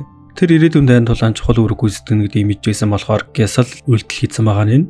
Жисүүч учрыг нь мэдээ тайвшраад эдний буул хөргөж өгөхөд ундуу сүндүү газар согтуу мансуурсан гэл төрөл бүрийн хүмүүс байж байдаг. Энтхийн хүмүүс нь бүр дураараа би хямд өөрөө мэдэн штэ явах уу гэл шаркаруу далчнаад ахаарн жисүү амьд байртай бол зайл гэл явуучаад гэж яхад нь жинхэнэ хинд байгаа сте гэл хэлсий чи сэлмээс суулгахыг нараад за бижээ бид хамтдаа амьд гарсан хүмүүс хамтрагчд байгаа юм гэд хэлэхэд юу ч итгэв те шууд л нэг хүний эднэрийг харж би багштай уулзчаад ирээгээ яваад өгдөг. Тэр залуугаас нь жинхэнэ буюу гол дүр маань 3 өдрийн өмнө энэ дээрээ өдөртөгч болсон талаар бас тэр нь хүнсийг хэрхэн зохицуулдаг мөн газрын эзэн гих нөхөртөө хоол болон зоосороо ямар ба нэгэн зүйлийг наймалцдаг гэдгийг мэддэг. Газрын эзэн гэдэг нийгэмлэг нь чөмрөө буудлыг эрхэндээ оруулсан хүмүүс өдөртөгч их хүн нэрээдүүд энэ зохиолын хамгийн том 10 хорон санаатны нэг болох хүн таарсан хүмүүс бүгд л өрөө гэж ирээд харин шарка нөгөө залуугаас юу болохыг нь асуухад энэ ногоон бүсийг хэлж байгаа юм. За яг үлдсэнийг нь тэгэд дуудахгүй мэдэн дээ гэдэг. Хүний хэрэгцэл болсон юм хойно манай хэд ариун цэвэр өрөөрөө явж байхдаа баахан бөгнөрсөн хүмүүстэй таардаг. Юу болоод байгааг нь харах гээл хавга хүмүүсийн дундуур шургаж ороо санаандгүй унахтаа ногоон бүсэн дээр гараараа дараад унсаачаа тэр бүс нь улаан өнгөтэй болоход хүмүүс чолдроо холдорой гэж сүүс болдог. Нэг даварцсан нөхөрчл хавга үстэж босгосноо. Хайчих гэж байна гэж бодов чи. Гэхдээ хөвгөл болсон хойно ариун цэвэр өрөө орох гэсэн. Харин нөгөө тэнэг нь чи ойлгоогүй бололтой. Чамд би амьдрал чуулган үнцэнтэй гэж заагаад өгье. Гээл бага автомат шүршигчнэр гаргаад ирдэг. Дүүгчин бодолч бай, юу ч бай бүх юмыг унших чадвартай штэ. Тэгэл уншсаа чаа компилтүүдөр стигма зэвсгэлэл бүс левел 3 өвтөгчлээ гэдэг. Тэгснэл хавгаагаас нэвтэрсний төлбөргээ 500 зоосны гэж багт манай хүн шууд л орчихдог. Энэ үеэр гол дүр дээр жигсээ оччихсан байж байдаг. Нэрээ тий. Гол дүр энтхий эзэн болсон гэж хэлсэн дээ. Гэтэ ямар ч асуудлыг шийдэж өгөөгүй хүмүүсийг зүгээр л дураараа болгоо хайцсан байхгүй юу? Бас 10 харон санаатай гэж хэлсэн дээ. Эдгээр нь гол дүр ямар төвшөнд байгаагаас нь хамаарат өөрөөр цаг хугацаанд гарч ирдэг. Зохиолын үндсэн хорон санаатангууд компилтун чөмөрөгийн зэвсгийн эзэн гэдгээрээ танигдсан 10 хорон санаатны хамгийн ихэнд гарч ирдэг дүр. Хамгийн ихэнд гарч ирсэн гэхээр суг гэж бодож болохгүй шүү заяа. Хэдэн 10,000 хүнээс шалгарсан 10 хүнгээ бодохгүй юу. Гэтэ одоохондоо 10 хорон санаатын гих цоолонд хүрэх хаа байсан нэлзраа үе нь За баяжаараа манаха. Та нар манга webtoon унших дуртай юу? Тэгвэл манаха энд байрлуулсан линк рүү орж үзээд хэрвээ таалагдах юм бол Pentadice гэсэн промо кодыг ашиглаад 10% төлбөрөөс асуулаад орох боломжтой шүү за. Дөөгч. За яг би өмнөөс нь төлье. Гэхдээ өөрийг нь дуутчих гэснээр өөрөө яваад орчихдог. Тэгэл автоматууд нь түүнийг даах гэсэн чинь нэг үсэн шингэрсэн нөхөр наана зогс гэл одоо кул болох гэж үзээд байгаа юм уу та. Дөрвийн мэдээллийг нь харсан чинь дэмждэг одны ордонд хамгаалтын мастер тодтол нь газрын эзэн ховор гэл бас чадварууд нь нэлээд өндөр. Бүр манаага 19 левел хүртэл нэмчихсэн нөхөр үйж яадаг. Тэгэл түрээслэгч болон газрын эзний хуваар ярилцъя гэхэд нь өдрийн 500 нэг хүнийгэд бүр буулгах янзгүй. Тэгэхээр гол дүрийн нэрийг дурцсан чинь бүр сүржигнэ танд гэдэгт нийтэхгүй байхаар нь явах гэсэн чинь хөө чи мөнгөө төл тэр хүүхэд болон чинийх нийлээд 1000 зоос гэж аавдیں۔ Үсэн бөмбөг хүртэл тэр надад шуналтай юм гэж бодож байхад нь шууд л буудахад зэрэг урдуурнаар хамгаалдаг. Дөгч өргөжлүүлэн тулдах юм бол сайн болохгүй гэдэж яхад нь хаалцсан. Юу гуцаад гэсэн чинь жисүү цаанаас багшаа тэр ихтэй таныг таньдаг бүр найзаа гэдээсэн гэл аваад ирдэг. Хаалцсан ч бүр харснаасаа эхлээд гүлэг болсон байж байлгүй яах вэ? Дөгч хол дүр дээр шууд ирэнгүүтээ. За юу ан дөгшөө. Хоёулаг найзууд гэсэн чинь энэ хүмүүс итгэдэггүй. Чиний хэлээд өгдөө. Тэгэл яг юм хэлэх гэж явахад нь бодлыг нь уншсан шүү дээ. Бидний зүгээр л 0 оруулчих гээд энэ хүмүүст хэлчихээ андаа. Гэл хэлсэн чинь бүгд шок. Дөнгөцөө яриг нь тасалчлаа. Нэрнгэс тэр яриг нь тасалчлаа. Нэр найзууд юм бах та. Гол дүр чи юм амар дурггүй шүү дээ. Нөгөө амар сэлмээ гаргаж ирэнгүүтээ бэлдүүрөө чиглүүлээл асуудлыг шийдчихэж байгаа байхгүй юу? Манай хүч. Би юм гайхалтай найзтай адтай юм а те. Гэхдээ чи амьд гарч. Гэтэ надад хамаагүй л дээ. Дүрийнх нь хураамгүй харсаа чинь бүх үзүүлэлтүүд нь 20 левелд авцсан байдیں۔ Манай хүч хараалцсан гол дүр. Яриа л алдаатай байгаа юм шүү. Гээл үгэлж байсан чинь өөр хэлхийг хүссэн зүйл байна уу? Гээл амар ууртаагаар асуугаар нь. За зүгээр дээ. Чиний заван царайг л биширч байлаа гэдэг. Гол дүрч нөгөөнүүдээ идэвхжүүлэнгүүтээ багийнхтыг нэг бэрчлэн санжиж байгаа цэргийг хараад дэндүү сул байна. Надтай явж байхдаа өлдөд шал өөр төвшөндөө явахсан. Урам угарчлаа. Гэсний гинтэл зочирдоо тэр яаж гээд хардаг. Манай хүч бүх бодлыг нь уншиж байснаа тэд нар лөө хараа бүгдөө цуг байсан болохоор яг хэнийг нь харсныг нь мэддэг. Өшөн чи хэнийг нь хараад байгаа ингээд асууж байгаа юм бол бодлыг нь уншсныг мэдчихнэ гэж бодоод өстой хөвжөлтэй юм болж өгд юм да. Йоо гэхдээ энэ гол дүр амар ядаргаатай заяа. Дөөгийгч төр хэвэн хүртэл юугаа хараагүй хэлснийхэн төлөө над таалагдахгүй байна. Алчи. Дөөгч бүх бодлыг нь уншиж байгаа болохоор үй за би чараа чаас нэг юм асуугаадах. Чи бэлдүүг яагаад амьд болгоод байгаа юм бол ирээдүйд тэр хэрэг болох болохоор гэхээр яг тэр л чамд хэрэг болохоос ш багийнхан чамд хэрэг болохгүй шүү дээ. Тэдний хүмүүс нь чөмөрөө хэцүүхэн байдалд оруулаад байна. Гэхдээ ямар ядаргаатай юм гэж бодсноо юу ч хэллгүй яваад өгдөг. Тэнд манай хүү урлал би чааг нэг зогчхоо гээл хэлсэн чи. Чаад зөргөнөө байвал тэгэлдээ. Нэг та манай хүн чадаагүй л дээ. Явсныхан дараа халиунаа ирсэн ээ. Чэсвэстэй гэл өдөөдөг шүү. Халиунаач бэлдүүг өмнөшгөө очоод нухчи. Гэл стигмыг ажиллуулах гэсэн чинь нөгөөх нь ажилдгүй. Энэ шүүлтийн чадварын зөвхөн хорон санаатны өмнө л ажилдаг чадвар хэлсэн штэ. Одоохондоо хорон болоогүй зүгээр шуналтай байгаа гэж. Түүний хийж байгаа үйлдэлүүд нь манай хэдэл хорон санагдаж байгаа болохоос биш. Өрөндөө өөрсдийнхээ амьдралын төлөөлөлд тэмцэж байгаа. Дөгч шин төлөвлөгөө боловсруулан бидэнд өөр ялх арга байгаа. Тэр нь түүнийг өөрийнх нь зөвсөглсөн бүсээс нь гаргах хэрэгтэй байна. Тэрний стигман зөвхөн тохируулсан бүсдэл хүчинтэй. Түүнээсээ гарч байгаа бол ямар ч ашиггүй. Гэтэ тэрнийг өргөтөж гаргах хэцүү л байх бах та. Түнд бүхэл хэрэгтэй зүйлсүүд байсан. Гэдэл ярилцаж явахт нь үсэн бөмбөг гарч ирсэн ээ. За 3 дахь зохиолд бэлэн үү? Гэд шинэ үндсэн зохиолыг танилцуулдаг. Төрөл, үндсэн, хүндрэл, эв, давх нөхцөл, буудалд байгаа ногоон бүсийг эзэл, шүн дунд гарч ирсэн мангасуудаас амьд үлд. Энэ зохиол нь 7 хоног үргэлжлэнэ. Цагийн хязгаар 8 цаг, шагнал 1000 зоос. 3 дахь зохиолыг хэлэхэд 1 цаг үлдлээ. Үсэн бөмбөгч нэмэлтээр зөвлөгөө өгсөн нь та нар ихтгэл ногоон бүсээ олсон дээр юм шүү. За яг хин нэгнээс сулгаж болох юм да тий. Гэтэ олж чадахгүй бол нэлээд том асуудалд орно штэ. Гэл хэлэхтэн зэрэгцэн хүмүүс ногоон бүсийнхээ төлөө чадлаараа халалцсан. Хүнлэг зүйл нийгмийн яс суртахуун гээд хүмүүсийн зохиосон тогтолцоо нэгдээ нуруунд чигчээ. Шаркагийн санаа зовж байгааг нь хараад өг. Зүгээр дээ бид багтахаар л өөрөө олчиход болно штэ гэдэг. Ногоон өрнүүд нь олон янз байдаг. Нэг хүн багтахаар хэмжээтэй байхад хэдэн 10 хүн багтахаар өргөж байгаа. Дөг шууд хуваагдаад өрөөг хайцгаая. Зохиол эхлэхээс 20 минутын өмнө эндээ бүдөрөө цуглая. Олсон байсан ч олоогүй байсан ч хамаагүй хэл явуулж хаад. Харин өөрийнх нь бодож байгаа бодол нь өрөө угаасаа байхгүй юм чинь зүгээр л хайсан дүрсгэх хэрэгтэй. Манай хэд бол гимзэм хүмүүсийн амиг өөртөөхөөрөө солихгүй л байх. Гэл хүмүүс алдцаад буу юм болж яхад нь зохиолоо уншин шгээл зүгээр сууж байдаг. Тэрийг нарс үсэн бөмбөгч. Хүй тэнэг чи өглөө штэ. Ямар нэг юм хийхгүй хоосон дэлгэж ширтэл суугаад ах юм. Энэ уншиж байгаа зохиол нь дөгөөс өөрхөн болоо. Ер нь хиндэж байсан хоосон дэлгэж харагдаж байгаа нь бас том давуу тал юм да тий. Үгүй эсвэл үсэн бөмбөгч айл хэзээ анзаарчихгүй юу? Манай хүнийг мангар тавиа алхаж явахтан жисүү гарч ирсэн ээ. Юун тавиа алхахтны? Таныг үхээсэй гэж үсгүй л шүү. Багштай яаж ярьж байгаа чи харсан. Ер нь бол таалагдсан шүү. Гэхдээ нь би үхэхгүй. Өрөө хайхгүйгээр амьд үлдэх арга байгаа юм чаа гэсэн чаа. Юу? Та багштай адилхан хүчтэй юм уу? Гээл гайхахт нь гол дүр гарч ирсэн ээ. Жисүү өрөөрөөгөө яв гэж тушааснаа дөгд. Чи мангастай тултах гэж байгаа юм уу? Тэнэгч болтоо. Чич тэр найзууд чинь тэр чиний тэр тэнэг сонголтоос ч юм болоод бүгд үхэн гэж хэлж яваад өгдөг. Манай хэдэж өрөө олсонгүй олон суулрөө өдрийн 2000 зоос өсөөлөрөөд байна. Гээл үгүйсээр ирэхэд бидэнд одоо 2 сонголт байна. Эхнийх нь амархан. Гэтэ хэн зөвшөөрөхгүй гэж би мэдэж байна. Хоёр дахь нь бол хүнд. Бидний хин нэгэн маань үгшиж магадгүй гээл хэлсэж чаа. Нэгдүгээр сонголтыг сонгоод би магас болмооргүй байна гээл. Хоёр дахь сонголтны болохыг мэдэхгүй сонгочдөг. Миний үгнээс нэгэн зөрж болохгүй шүү гэж хэлээд хоёр хуваагдангуудаа та нарын ишээ магасууд гарч ирэнгүүт нь шууд урдааснагүй шүү. Магасууд гарч ирээг байхад нь ерөөсөө гүйж болохгүй. Гээл газарчлуулаа авангуудаа шийдсэж чаа. Үйл үзэгдэгч ханд нөгөөх нь бут үсэрчдэг. Масууд гарч ирэхээр шууд хаал зурдаас нь гүхэд зүүн тал руугаа налж гүгээрээ экстер нь гүйж яхад нь ногоо анахаар нь хөрсөж хин нэг нууц газрыг идэвхжүүллээ. Зөрөгтний бэр идэвхжлээ. Гэтэл манай гурван аюул өнгөрдөг. Ер нь бол нууц газрыг өрөөгсөн дүгнэлтэнд хүрсэн ихний алдаа. Энэ шал таац хаана гээ таан ч боломжтой. Хүрхтэл болдог. Нөгөө хоёр маань харин хүндгэн байдалд орчихсан. Ер нь л найдваргүй харагдчихдаг. Учир нь дөөгийн байгаа байх гэж үзсэн газар ногоон бус байгаагүй. Ядаж явахд өсөн бөмбөгчин цохиолоо сонирхолтой болгохыг солиороод зарим нэг ногоон бусуудыг нь автоматар байхгүй болгочихдаг. Нилийн хүндхэн байдалд орох үед нь лавга та намайг өрхөд би хэсгийг садуулаа үйжээ. Угаасаа та бидэнд дүүргүй штэ. Ганцаараа байсан бол илүү амархан байх байсан штэ. Гэхэд манай хүн дотор энэ үгтэй санал нийлж байсан ч би гол дүрэн хүмүүс нь бүшрэгчдэг зөндөө олон утгагүй зохиолыг уншиж байсан. Гэтэ би гол дүр болон баатрын айланч биш. Зүгээр л найзууд штэ. Гэснээр гэнтэл нэг зүйлийг сансан бололтой авчрах гих чадвараа итгэж байлаа. Хурдаа гол дүр их шиг болгосноо. Өндөр төсрөд ногоон бүсийг хардагч. Нөгөө хоёр хүний зайтай бүст нь гол дүр зогсож байдیں۔ Энэ нөхрийг өрөөтөө өрөөгүй амьд үлдхийг нь мэдж байсан болохоор түүнийг нь хэлээл холд гисэж би өнөөдөр ядраад байна гэж тэнхтээ. Ядаж маа хүүг аав гэд үлдээхэд гол дүрийн бодол нь би чаав хүн гэж зүйл хийсэн байгаас тээ гэж байдаг шүү.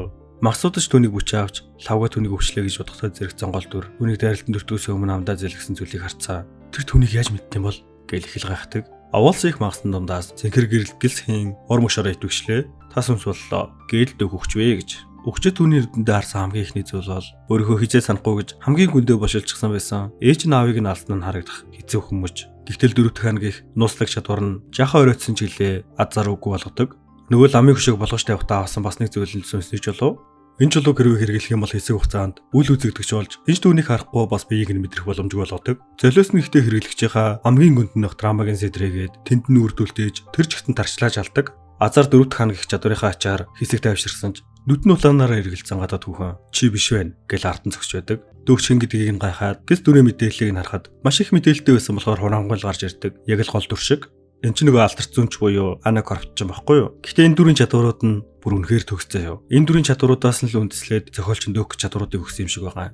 Анакорпт бол хүмүүсийн оюун санаа руу орон зай харгалзахгүй хаанаач нэвтрэх чадвартай. Ирээдүйгээр шин дээрээдэг төлөөлдөг жинхэнэ өпидер. Би ч гэсэн өөрөө ч мэднэ. Би ч гэсэн зүүнч гэж хэлж тэрнэгтэй тудлаа хэлсэн шууд баригдчихдаг.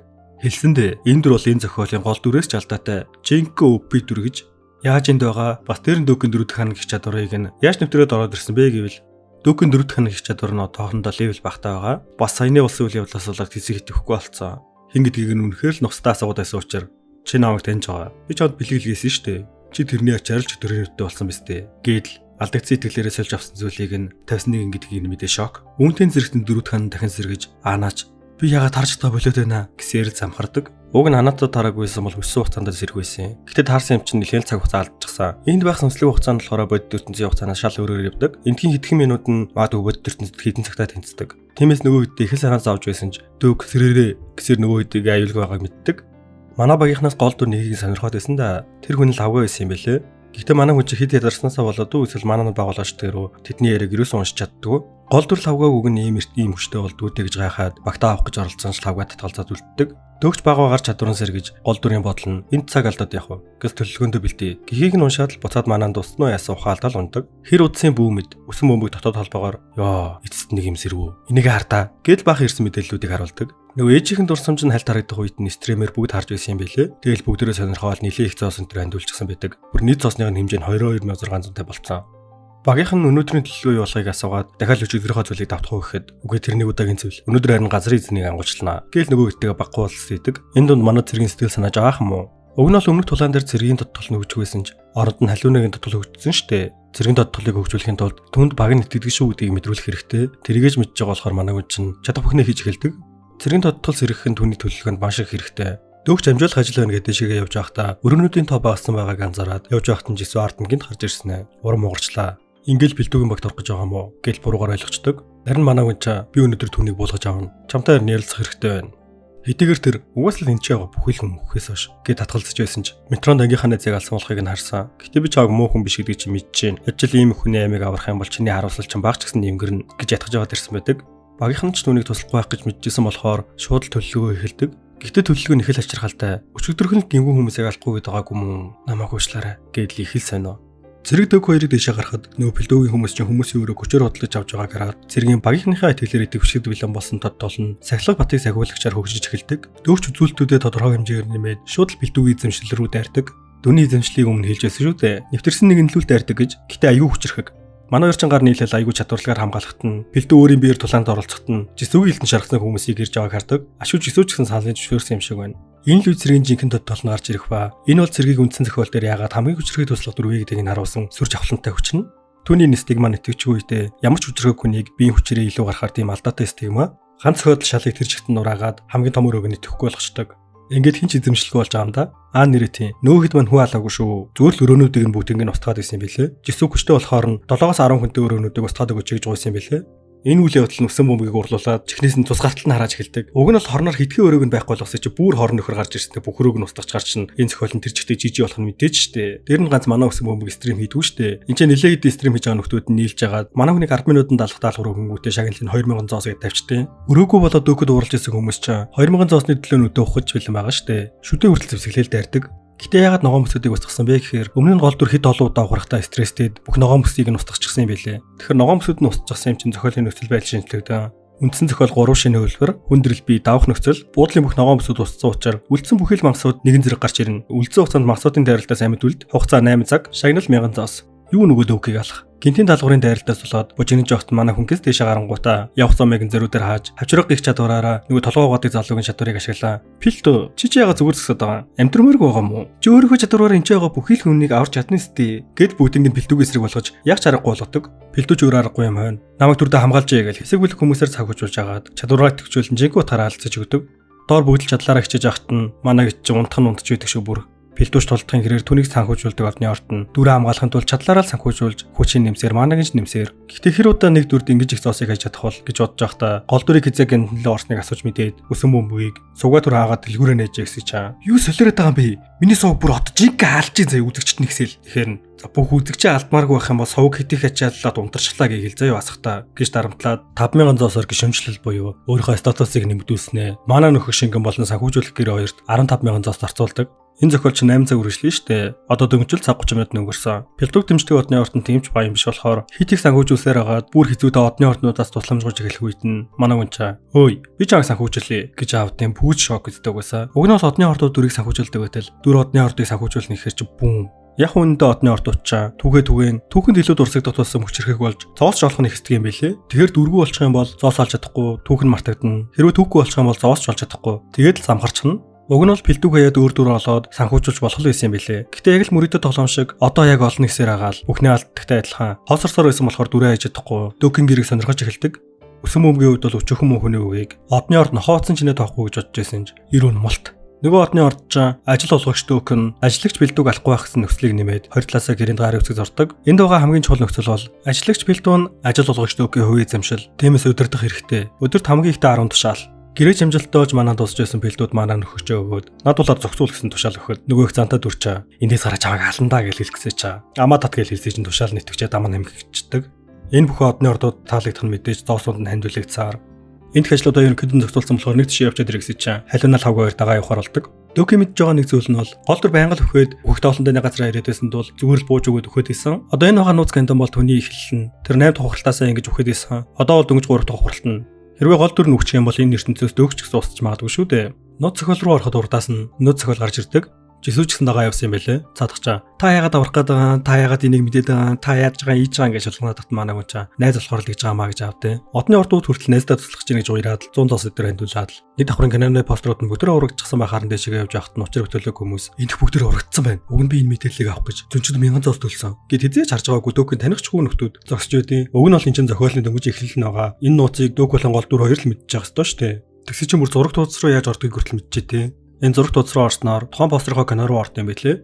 За тэгэхээр энэ нэмэлт зохиол нь бол кино болгоныхаа даалгаврыг даван шагнал цуглуулах. Гол дүр нэг давхраас эхлээд бүх хэл кинонуудыг давсан ч гэсэн эхлэл хэсэгтээ бол энийг орхитгоороо орхичихсан юм байлээ. Жохон хүнд гэж бодоод эхнийг дэ ухралтан дээр бол анзаараагүй юм шиг байлээ. Гэхдээ иймэрхүү хүн зохиолтой кинонууд нь илүү өндөр шагналтай.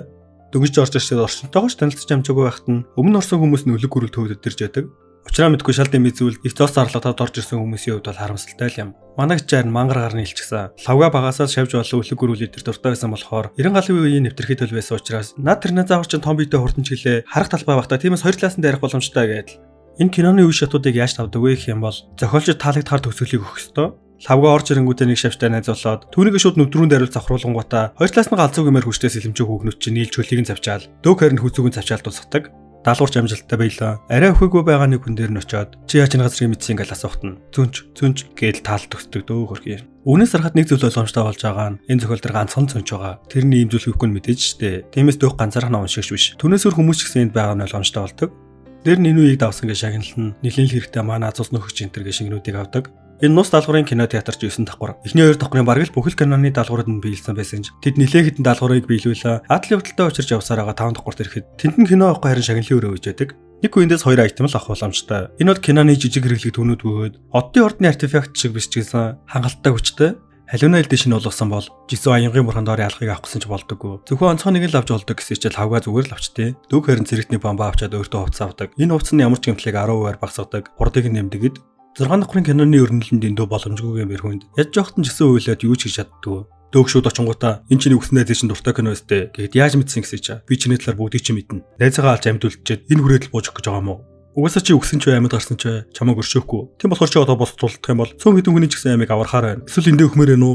Жисүүч өхмөргүй байх их дотоод үнэтэйгээ эвлэрэн босон тулаанд ордог. Гэтэ саянаас хойш Дөгийн ингэж байгаа нэг шалтгаантай. Учир нь гэвэл түүний стигма нэцвчдэг. Бас л нэг алдаатай стигма. Хэдэн зуун хөлөг онгоцуудыг устгахаар хүчтэй хөлөг онгоцуудыг дууддаг. Манай хүн ч хоосонгүй дууны сэлэмгийн стигма авдаг. Энийхтэй магадгүй жисүүгийн саяны авсан сүнсэн хөлөг онгоц гэх стигмагаас нь ч хүчтэй байж мэднэ. Тэдэж өргөжлүүлэн давхрууд руу явахдаа хит их ядарсан жисүүг эндээ үлдэж амарч агаад араас хүрээ дээрээ гол дүрийн араас явцгаасаар дээд давхарт гол дүрийг гүйцэн аялгүй байгааг нь хараад баярлаа араас нь зохиол авсаж чаа. Ямар ч хариу үзүүлдэггүй үгнийг ихээсгүй шүү дээ, тэ? Шууд лаална гэх ёстой. Кино театрын сүүлийн босс бас тэр нь гол дүрийг удирдах байгаа. Тэндэж Дөгийг гиндүүлэн шууд л зохиод хамгаалах гэж байсан халиунаа хүртэл нислэлэн зохиж орхидог. Жисүүчсэн гиндэгдээд бараг л зохиодон гаалддаг. Түүнийг удирдах байгаа хүнийг л устгах хэрэгтэй гэдэг зөвлөгөөг нөгөөд эдгээр төлөвлөд арих чиглээ гол дүр хэтэрхий хүчтэйг хэлэхүү ямар ч завсар гардаггүй. Дөгч 2 давхар толсон шигнээ хэрэглэхэд бүхэл чадварынхан левел нь 10-аар шууд л бүүсдэгдэн 30 минутын турш хүчтэй болдог. Тэгж ажил гол дүртээ одоо л нэг хүчин төхөж тэдний тулаанд дэндүү хурдан газар хүртэл сурж байдаг. Гэтэ энэ тулаанд Дөгд асар хүндэ байхад нь гол дүрт ямар ч асуудалгүй. Тэгэл жоохон тогтоод тарсаж чин гол дүрийн бодлууд нь Дөгд уншигдаад түүний бодол нь би дахиад түүнийг хэд удаа тавтаж хийх ёстой юм бол би ахаад л ухраад ахаад л сүлдөрөө болох уу? Ахаад л хамтрна. Ахаад л хамтрагч Нурванааг танихгүй болно гэдэл. Ягаад их үедээ энэ хэсэг нь гол дүрд аюултай байсан бэ гэхээр театрын оюун санааны бүрхүүлийг нь сул доройг далимдуулаад дайраад байсан. Харин сүүл рүү оюун санааныхаа бүрхүүлийн левелийг нэмснээр энэ үеийг асуудалгүй давдаг болцсон. Гэхдээ нэг л ийм болсон болохоор яалтай. Дөгч чи гол дүрийн бижиж яагаад юм суугаа? Дөнгөж 3 дахь ухралт ч юм билүү? Эхний ухралтан дээр гаргасан шийдвэр чи яасан? Ганцаараа гинэ. Чи яаж ганцаараа үйдэг юм? Чиний төлөө өгсөн хүмүүс чамаас урвсан зөөж ихнэр хүүхэд тэднэрт нь чиний төлөө өгсөн үе. Бас дээрс нь чөтгөрийн хантаа тулцсан үе. Сүүлд нь одны орд нутаа тулцсан үе. Гэдэл бүхий л үе чи зөрөгтэйгээр тэмцдэг байсан. Гэдэл арай л дэндүү хитрхи юм ярьцдаг. Нөгөө нөхрөө чи оюухан орцсон. Чи хийн овшоо гэдэл зогсож байдаг. Яг энэ үеэр нь театрын эзэн удирдах хүчээ улаан нэмэн буцаж гол дүрийг удирдах эхэлдэг. Саяны ярьсан яриа нүг нь бол өөрийг нь хэвээ ухаанд оруулалгүйгээр дэндүү сөхөрт төрөгцсөн оюуханыг нь ашиглаад цаг очил үүрэгтэй байсан юм. Гол дүр саяны ярьсан шалтгаанаас болоод илүү их урлаа. Бүр ч илүү хүчтэйгээр дайрах үед үнэхээр л аргагүй басан дөгч дуун сэлэмгэх саяны стигмаа ажилуулахад бороо мэтлэх аянгалан цахилах сумнууд гол дүрлүүс ихээ өглөхүүд дайрахт нь тэрл мөчийг ашиглаад театрын эзэн алах гэж байсан ч гол дүрл болсон дэндүү хурдан шууд л урд урн орж ирээд хамгаалдаг. Аз болж яг л энэ үеэр нь нөгөө цаг нөхцөж байсан зүйл нь болж лавгагийн дуудсан 6 дугаар түвшний аврах шавж нь гол дүртөд толдох үед нь энэ л мөчийг ашиглаад театрын эзэн алах боломжтой боллоо гэж бодсон ч нөгөөх нь яг ихийн завдал өглгүй шууд л түүнийг эзэмдчихдэг. Гэхдээ энэ л үед түүний алдаа байсан юм. Дөрөв ханагч чадвар нэтвч чи арай чи гэсээр л үгээш тусгаж чадлагүйгээр алагддаг. Манай хүн ч боссыг алсан болохоор шагналын 9,000 зоос аван тэд бүгдөө нууц зохиолыг амжилттай даван өндрөөс амсхийн Сөүл хотыг ажиллахад үзэсгэлэнт шөнийн Сөүл нэгэнтээ үгүй болсон харагдана. Гайхалтайгаар харуулж буй хотыг харсан хүмүүс ч өглөө шивнэж байхад нь юу болох гэж байгааг мэдж байгаа дөгөл ганцаархнаа жихэн тамадуул эхлэх гэж байна да гэж бодож байдаг. Үндсэн зохиол үр цайхтаа зэрэгцэн дуусч дөрөвдөг зохиол удахгүй эхлэнэ гэсэн мэдээгээр сандралтан бүгдөө буухтаа зэрэгцээ өсөн бөмбөгч чи намайг яг зүрхээрээ болон галтлаа. Ийм зүйлсийг ярьж л байдаг. Азар энэ одны ордныхонд шүүгдэн ямар ч мэдээлэл өгөөгүй. Ингэж шүлжээж л одны ордныхоо гол дүрийг ухраагч гэдгийг мэдлгүйгээр явсаар агаад амжилттайгаар нуусан юм байлээ их үедээ. Гэтэ гол асуудал нэг юм бол өсөн бөмбөгч бас сонсоогүй байдаг. Ягаад гэвэл тэр үнэхээр л хүчээр битүүлэг. Нэг талдаа Аз юм та тий. Гэтэ халиуна хэдий хоол байсан ч гэсэн ихэнхийн сонссон учраас хэм болохыг нь гайхаад асуухт нь би ирээдүйн талаар нэг жоохон мэдтiim л даа гэж хэлэхэд нь чи одоо намайг гин талах уу? Хүмүүс өөрийнхөө талаар хитрхи их мэдээллийг мэдчихлээгээд нөгөө хүнээ алчдаг үстэй. Мэдээж юу штэ. Харин ч ирээдүйн хэцүү бүхний амтаа тулнаа гэдэл нөгөө дээр очиж бэлтүүч алнаа л гэвэж тий. Манай хүү яасан тий. Харин аварч хахад гихгүй юу? Үсэн бөмбөг гарч ирээд дараагийн зохиолыг танилцуулахаас өмнө за тэгэхээр дараагийн зохиол дээр бусад буудлуудын хүмүүстэй хамтрах хэрэгтэй болно. Энэ их бужигнсын болох болохоор одоо наана байгаа буудлынхаа хүмүүсээр нэг бүлэг болгоод тэдэн дундаас нэг өдөртөгчийг сонгож болно. Та нар бие биений хамгаалах тоглоом тогломоор байна уу? Энд байгаа цагаан төвгийг авах юм бол энэ буудлынхаа өдөртөгч нь болно. Нэмэт дээр 1000 зоос авахаас гадна буудлынхаа бүхэл хүмүүсийг өдөрдөх бүрийн эрхийг авна. Гоё яваастай. Гээл хэсэж бэлдөө. Би аав новшнуудаа би ямар ч новшноос тусаад авахгүй гэж гүйсэж. Бэлдүү нана хэвт дөгийн төвийг авах үед нь 5 минут танд энэ төг байх юм бол таны эзэмшил болох болно. Гэхдээ хүмүүс түүнээс амжилт булаах гэж байхад нь манай хүн зэрэг давсан шинэ бамбагаа өгөөд хуучныгаа хайчих гэж хамгаалуулдаг. Бэлдүүч чадрангаар юм болохоор нөгөө цамхагуудаа гаргаал хэрэгтэн. Өөй хин чааг босч олно гэсэн. Одоохоноо дулаахраа. Бас дээр нь 30 минут дуу битээ гарга. Нөхцөл байдлыг сайн ойлгохгүй байгаа хүмүүс за та нарт одоо 2хан сонголт өгье. Энд нийтдээ 29 хүн байгаа. 20 яг бэлдүүгийн хүмүүс лөө. Бус зэс нь болохоор биднийг оролцуулаад ирсэн байна те. Тэгэхээр одоо та нарын сонголт хийх цагчаа. Та нар одоо чумууг орхиод өөр бодолтой нэгдэж болно. Эсвэл надтай хамт үлдэж болно. Үнэндээ бол дүүхэд итгэж болох итгээг хүн багтал хангалттай шүү дээ. Дүү хэдэнд альчсан дуракууд нь бэлдүүг авч явах гэж хахад нь та нар бэлдүүг авч яаж чадахгүй шүү дээ. Наадах чи миний өмч. Энэ бодлоос 4-5 хүн явсан бол 24 хүний бүрэлдэхүүнтэй нэг бүлэг болдог. Үндсэн зохиол 4. Тугийг олзол.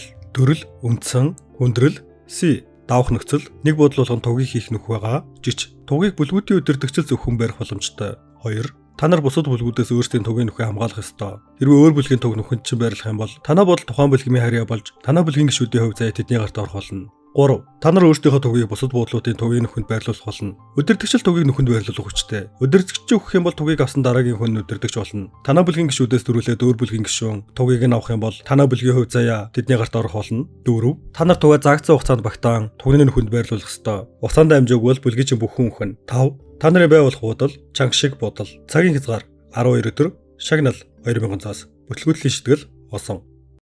Дараагийн даалгавар эхлэх үед бүгд л ашигын даалгаварчин туг зогоол заасан газрыг эзлэхэд л болох юм биш үү? Тэрхүү алах шаардлагагүй мэн гэж ярьж байхад нь үнэндээ бол өмнөх 3 зохиолтой харьцуулшгүй хохирлгардыг мэдж байгаа болохоор бэлдүүдээр очиод миний тушаалыг давахгүйсэн ч болно. Гэтэ чи энэ газрыг хариуцсан. Яг ч чиний хэрэг хичээснээс ч амаараа шагнал өгье. Тэ чи өөрөө л мэдэхгүй да. Өөрийгөө боддог юм ахэд ядаж салсан гэр бүлээ бодолтой. Гэдэл ятгаж байхад нь баахан моциклтэй хүмүүс ирдэг. Энтхийн зохиол нь дөнгөж дуусч байхад өөр газруудын зохиол нь дуусаад нэлээд тонцсон байх магадлалтай. Зарим газрууд нь бүр дуусаагүй ч байгаа. Тиймээс төрүүлээ зохиолоо дуусгасан хүмүүс нь хаалт тарилмагс дараад ирж байгаа нь яж яхад нь дөггийн санаа зовж байсан өөр уншигч байж тэрнээс олж гарах өөрчлөлт байж магадгүй гэж бодж байсан биелээ олж огт танхгүйгээр өдөрдөөсөн хүмүүс ирэхэд ихэд төгсөж байсан ч гэсэн буудлыг эзлэх зорилгогүй мэт төв хариуцсан өдөртөгч байх болохоор ялдаж бол хорон зүйн сэдвгүй мэн гэдгийг анзаарсан ч гэсэн арай ч хамтрах санал тавина гэж бодоогүй. Дөгшүүл саналыг зөвшөөрөөгүй толгойлогчтой дөрвж ууцах санал тавиад зүгтээ явцгаадаг. Замдаа явж байхдаа хөөе та нарын гол дүр байгааг мэдж байгаа сте. Гэтэл хэлэхдээ сонь цараа гарангуйж шууд тушаал өгөөд шарка өөрийнхөө стигмагаар утас үсгээд бүтэнгийн бултуулдаг. Манай хайлт хэдийн дайралт гэж болцсгүй гэдгийг таамаглаад им төлөлгөө гаргаад бүтэхгүй нөхцөлийг байранд тавиа байж байхад тэдний ирсэн ч юмруу асуудалд орж байдаг. Эдгээр хоёр өөр бүлгэмч гэсэн хоорондоо хамтрал үүсгээд нэг нь өдөртөж байгаа хүмүүсийг нь холдуулаад нөгөө бүлэг нь харин энэ бодлыг эзэлж авах төлөвлөгөөтэй.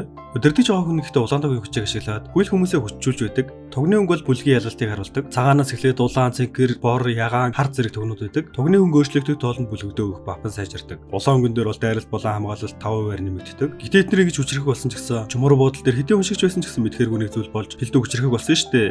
Юу болоод байгааг ойлгохгүй зогсож байгаа нөхдүүдийг урдаас нь дөг тоцоол авна. Эдгээр даалгавар дээр бай ганц л бодол гэж өгсөн боловч тогныхоо өнгийг нэмэх тоолонд өөрийнхөө болон бүлгийнхнийхээ хүчийг нэмдэг болохоор өөрсдийн байгуулах бодол руугаа явж ах замдаа таарсан бүхэл бодлуудыг дайрах нь ойлгомжтой. Саяны дайралтаас ганцхан хүн амьд үлдсэн. Тэр нөхрийг сүрдүүлж агаад домья гэд бодлын хүмүүс нь өөрсдөө зөнчилдөг зарлаад хүмүүсийг дороо оруулж байгааг мэддэг. Гол дүр одоо ч ухаараагүй байсан болохоор жисүүд битүү уншаараа ухаарахаар нүгээрээ гэдэг заас өгсөн гэдгийг. Угаас уншин гэдгийг нь мэдчихсэн болохоор зөвхөн гол дүр л ойлгохоор бичсэн мэдээж. Гэсэн чинь нөгөө тулааны үеэр хүүгнүүдийг нь бүгднийг халиунаас шиг сонсцоо. Гээд хэлэхэд манай хүн нэлийн сандарсан гэдэж энэ хоёрыг гейгээ буруугаар ойлгосон байдаг. Гэтэ тэгээд бодоод өнгөрсөн ч дээр үз. Гуруула Миндон бодол дээр ирэхэд мэрэгжлийн гэмээр алуурчид тэдний эрхийг мэдчихсэн үгэлтэй яваад өгдөг. Хамгийн сонирхолтой нь тэр бодлыг ерөөсөө эзлээгүй. Тогныхын нөхөн хоосон бахаар манай хүн шууд л эзлэхэд нууц зохиол гараад ирдэг. Нууц зохиол, хаадын зам, төрөл, нууц, хүндрэл, давх нөхцөл, хөгжсөн хугацаанд дараа болон түүнээс буудлыг эзэл, цагийн хязгаар 10 өдөр, шагнал, хааны тодтол, бүтлгүүдлийн шитгэл, 10 бодлоо эзэлж чадаагүй тохиолдолд та болон танаа бүлгийн бүхий л хүмүүс өхөн. Энэ нууц зохиолыг биелүүлэхдээ зөвхөн халиунаа болон зэрэгтэй зүг явна гэхэд шаркаач, гэмдээ би хүчтэй биш болохоор гэж бодож байхад нь манай хүн бодлыг нь мэдсэн мэтэл. Миний чамд метрон доктор хэлсэн үгийг санаж байна уу? Чиний ч амьдрал, миний ч амьдрал тус бүртээ өөр. Бидний эндээс явсан хаагур энэ бодол эзлэгдэж магадгүй. Эдгээр бэлдүү хүчтэй байгаа ч гэсэн тэрийг ямар шийдвэр гаргахыг нь мэдэхгүй байна. Бас тэр нь лавгааг асрах хүн хэрэгтэй. Тиймээс чамайг энтгийг өдөртөө түлтэсэй гэж хүсэж байна гэдэл. Өдөртөгч ирэх мэтлээ болцдог. Тэгээд түн бүгдээрээ тэгдэг болохоо хэлж өөрийгөө зэрэг шиг танкерч чадахгүй, халиунаа шиг хүчтэй биш, лавга шиг төрөмөл авьяасгүй гэж өөрийгөө басж байсан шаркагийн сэтгэл санаа зэрэгээл ирдэг. Зүгээрч нэг түүний сэтгэл санаагаар унсан болохоор дэмжиж энэ зүйлийг хийгээгүй. Шарка зүгээрч нэг байгууллагын хүмүүсийн хүндэтгэлийг хүлээсэн хөөрхөн нэгэн байгаагүй. Зохион байгуулах чадвар нь маш өндөртэй эргийг нь мэдж байгаа болохоор энэ үргийг зориуд даалгаж үлдээсэн.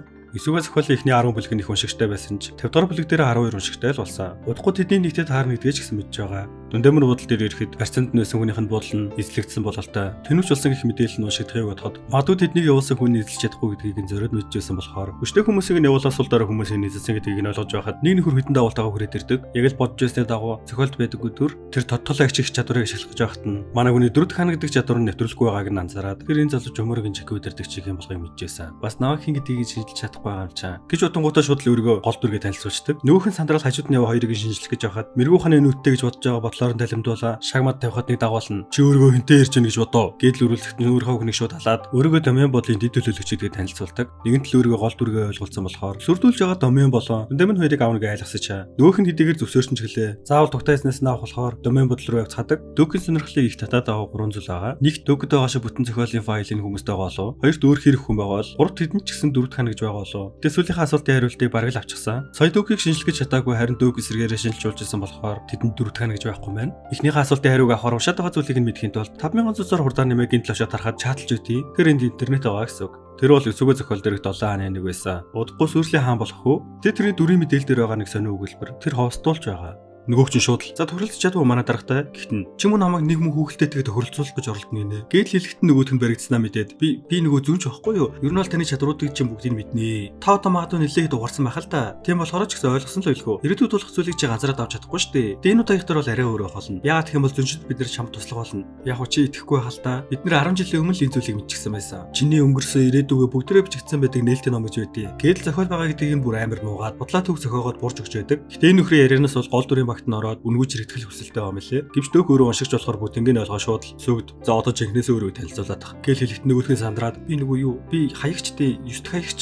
гэл хэлэхэд нь. Тэр чинь надад нэг хэрэгтэй биш гэсэн үг үстэй. Гэл хэлэхэд амар сандраа байж хат нь гадаа нэлээд шуган болдог. Яг халиунаа бүдж байгаад нэг зөнчгээд байгаа нөхөр нь алуулан галж яахгүй юу? Бас болоогүй гол дүр гэдгийг нь мэдчихээд тусдаа ярилцсанаа. Энэ нэг л биш байна да. Тэр зохиолчийн бичсэн шиг царайлаг биш байна гэж авсан. Тэгэл орж ирэнгүүт нь шууд чи хэд хаягч нь ингээл асуухад би 189 дэх хаягч гээл. Ер нь бол 10,000 гаруй бүлэгтэй зохиолыг хаана уншиж байгаад орхисоос нь хамаараа тэрийг хаягчгээд байгаа юм билээ. Тэгэхээр энэ чинь нэлээд эрт тайсан гэсэн үг байхгүй юу? Энэ бүр 9 дэх хаягччээд бас нэлээд томроод нэг нь яана. Энэ өрөөс мэдж авсан зүйл нь дор хаяж 48 хаягч байгаа. Гэхдээ дүүкийн мэдж байгаагаар бол ихэнх хэсэгтээ их уншигчтай байсан ч гэсэн цаашлаад нэлээд багассан. Тэр нэлээд яваасан бараг 100 гаруй хүн байх ёстой гэж бодож байсан ч гэсэн ихэнх зохиолыг эхлэх үед үнэн гэж сэтгэлгүйцгээсэн. Энэ хэд ч гэсэн азар санаад л амьд гарсан нөхдөд байхгүй юу? Бас тэр эргэлдээд байгаа нөхөрт нь та нар шиг нэг зөнчгээд байгаа нөхөр гарч ирэнгүүтээ энэ удаагийн ухралтыг бүрэн самраад төлөвлөгөөнд үнэхээр саад болоод байна. Гэтэл өөрийнхөө талаар ярингуутаа энэ хоёрыг зад тэрэгтээд өөрийгөө жинхэнэ гол дүргээ бат төлчих юм чи.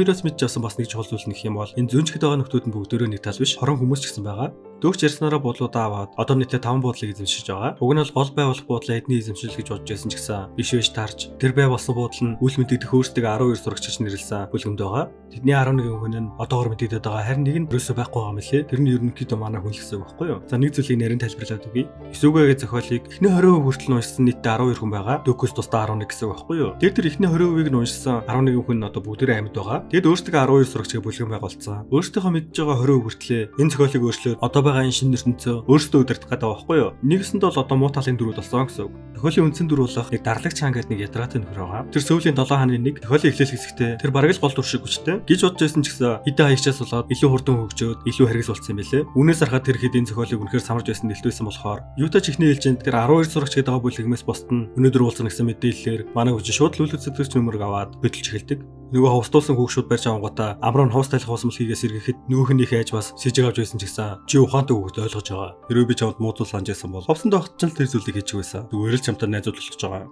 Энэ хүүгийн стигма нь бол интернетийг үүсгэх чадвартай. Тэгээл чи миний хүчийг л ашиглах гэдэг надад сайн хандаад байгаа үстэй. Гээл урлагт нь. Үгүй харин ч эсэргээр чи зүгээр л юу ч үтийхээ. Зайхан амраад авал та. Гээл хэлэхэд нөгөөд нь интернетийг болоод өө тэр мө бацаан дахиад унтчихсан байна. Гээл гаргацсан чи манай хүн. Нөгөө ирж айсан та. Чи хинч байсан хамаагүй биднийг ялахгүй. Тэгэхээр манай хүчин шууд сэлмэрээ ганц завчснаа. Жинхэнэ өдөрцөгч нь хэм болохыг гаргаж ирээд тугийг нь авчдаг. Анхнаасаа үзүүлэн болгоод тэр хүүхдэд хурамч туг өгсөн байсан. Гэдгийг нь манай хүн бодлыг нь уншаал мэдчихлгүй дээ. Ягаад энэ зүйл хийгээд байгаа энэ төргээ уурлахт нь. Би жинхэнэ гол дүр байсан ч та нартай хамтрахгүй гэж авсан. Манайх айл хэдийн 9 бодол эзэлсэн. Ганцхан бодол нэмээд эзэлчих юм бол зохиолыг бүрэн давхад бэлэн болцсон. Нөгөө хоёр нөхрийн шигсээ аллуугаар захирагчийн нөлөө гэдэг чадвараараа өөрийн тушаал дороо бүрөө оруулаж үхлийн тангараг хийлгүүлэн зөрчих аргагүй болгосон. Бас тэр нь өмнөх өдрийн дүрийн мэдээлэл байх байсан чинь одоо мэдээллийг харахад зүгээр л дүр болсон байгааг нь хараад их л гайхдаг. Интернет болохоор нөгөө хэдтэй хэрхэн яаж алгуудгаа гайхаж байхад нь нөгөө хүүч бид хэд нэг удаа итгэл үзье гэдэл интернет оруулж өгдөг. Эний ч эзэмшил болоогүй бодол дээр нөгөө хідэ хаягчтай уулзахад бөөн хүмүүсэл тантай уулзсан нэр төрийн хэрэг гэж бүчээд авахд бусдаас арай жоохон содоо 1968 дугаар хаягч гээл толгойч яваа бололтой нэг нөхөр гараад ирдэг. Бөөн нэрэтэ манай хүч нэг маск зүгээд төрхөө өөрчлөлт айгүй царил болцсон. Энд ирсэн гол шалтгаан болох нөгөө хорон талд байгаа зөнчдөг байгаа нөхдүүдийг буулгаж авахар нууц зэвсэг энд байгаа гэсэн болохоор ирсэн хэдий ч нөгөөх нь солирхож байдаг. Тэгэхээр эдгээр дунд нэг урагч байгаа бололтой. Эдгээр нэгдүгээр бүлгээ дууссан уншсан байсан ч гэсэн энэ чулууны нууц нь 2 дугаар бүлгийн эхлэл хэсэгт л гардаг. Тийм болохоор энэ ч байгаа уншигч гэдэг нөхдүүд нь хэн ч 2 дугаар бүлэг рүү ороогүй тэгэхээр мэдэхгүй л гэсэн үг. Ялчгүй нэг нь хаягчийнхаа тав буруу хэлээ зөрөө төрөгдүүлж байгааг нь ойлгодог. Энэ хэмжээсгүй хүчтэй артефакт байгаа гэл хурж явахд яг үнэн хэрэгтэй. Энэ солирхын өндөр хэрэг нь мэдж байгаа болохоор манай хүчин зүвтэх гэсэн ч аль хэдийн оройтын шин зохиол эхлэн өрхөл гараад ирсэн байдаг. 4 дахь зохиол дуусаагүй хаа 5 дахь зохиолын гамшиг гарч ирж байгаа. Ягд вэ гэхээр тэнгүүд нь зэвсгээ хурдан гаргахын тулд ээлжтэд манаага өгсөөр байгаа ухтанаас нь дөрүүлээ гаргахаар болцсон байгаа байхгүй юу? Хэдүүлийг хин гарч ирсэн артефактыг авах уу? Гэдэл тайлчхан жохтон 5 дугаар төвчний галын луу гарч ирснээр жинхэнэ утгаар нь самарч эхэлдэг. Хэдийгээр манай хүн энчээ байгаа ч гэлээ яаж чадахгүй штэ. Бүр аргаа орчихсон байж хат назар дунд төвчний токоби гарч ирээд. Энчээ байгаа та хэдийн одны орчин дүрээ ингээ алдахыг хүсэхгүй их л эсэргүүцээд байна. Гэтэ би наадахыг чинь шууд алга болгох бодол алга байна. Та нар өөрсдөө л энэ зомыг сонгосон юм байна. Тэгэхээр ингээ шийдээ. Гэл шин зохиолыг гэлсхийгээ гаргаад ирдэг.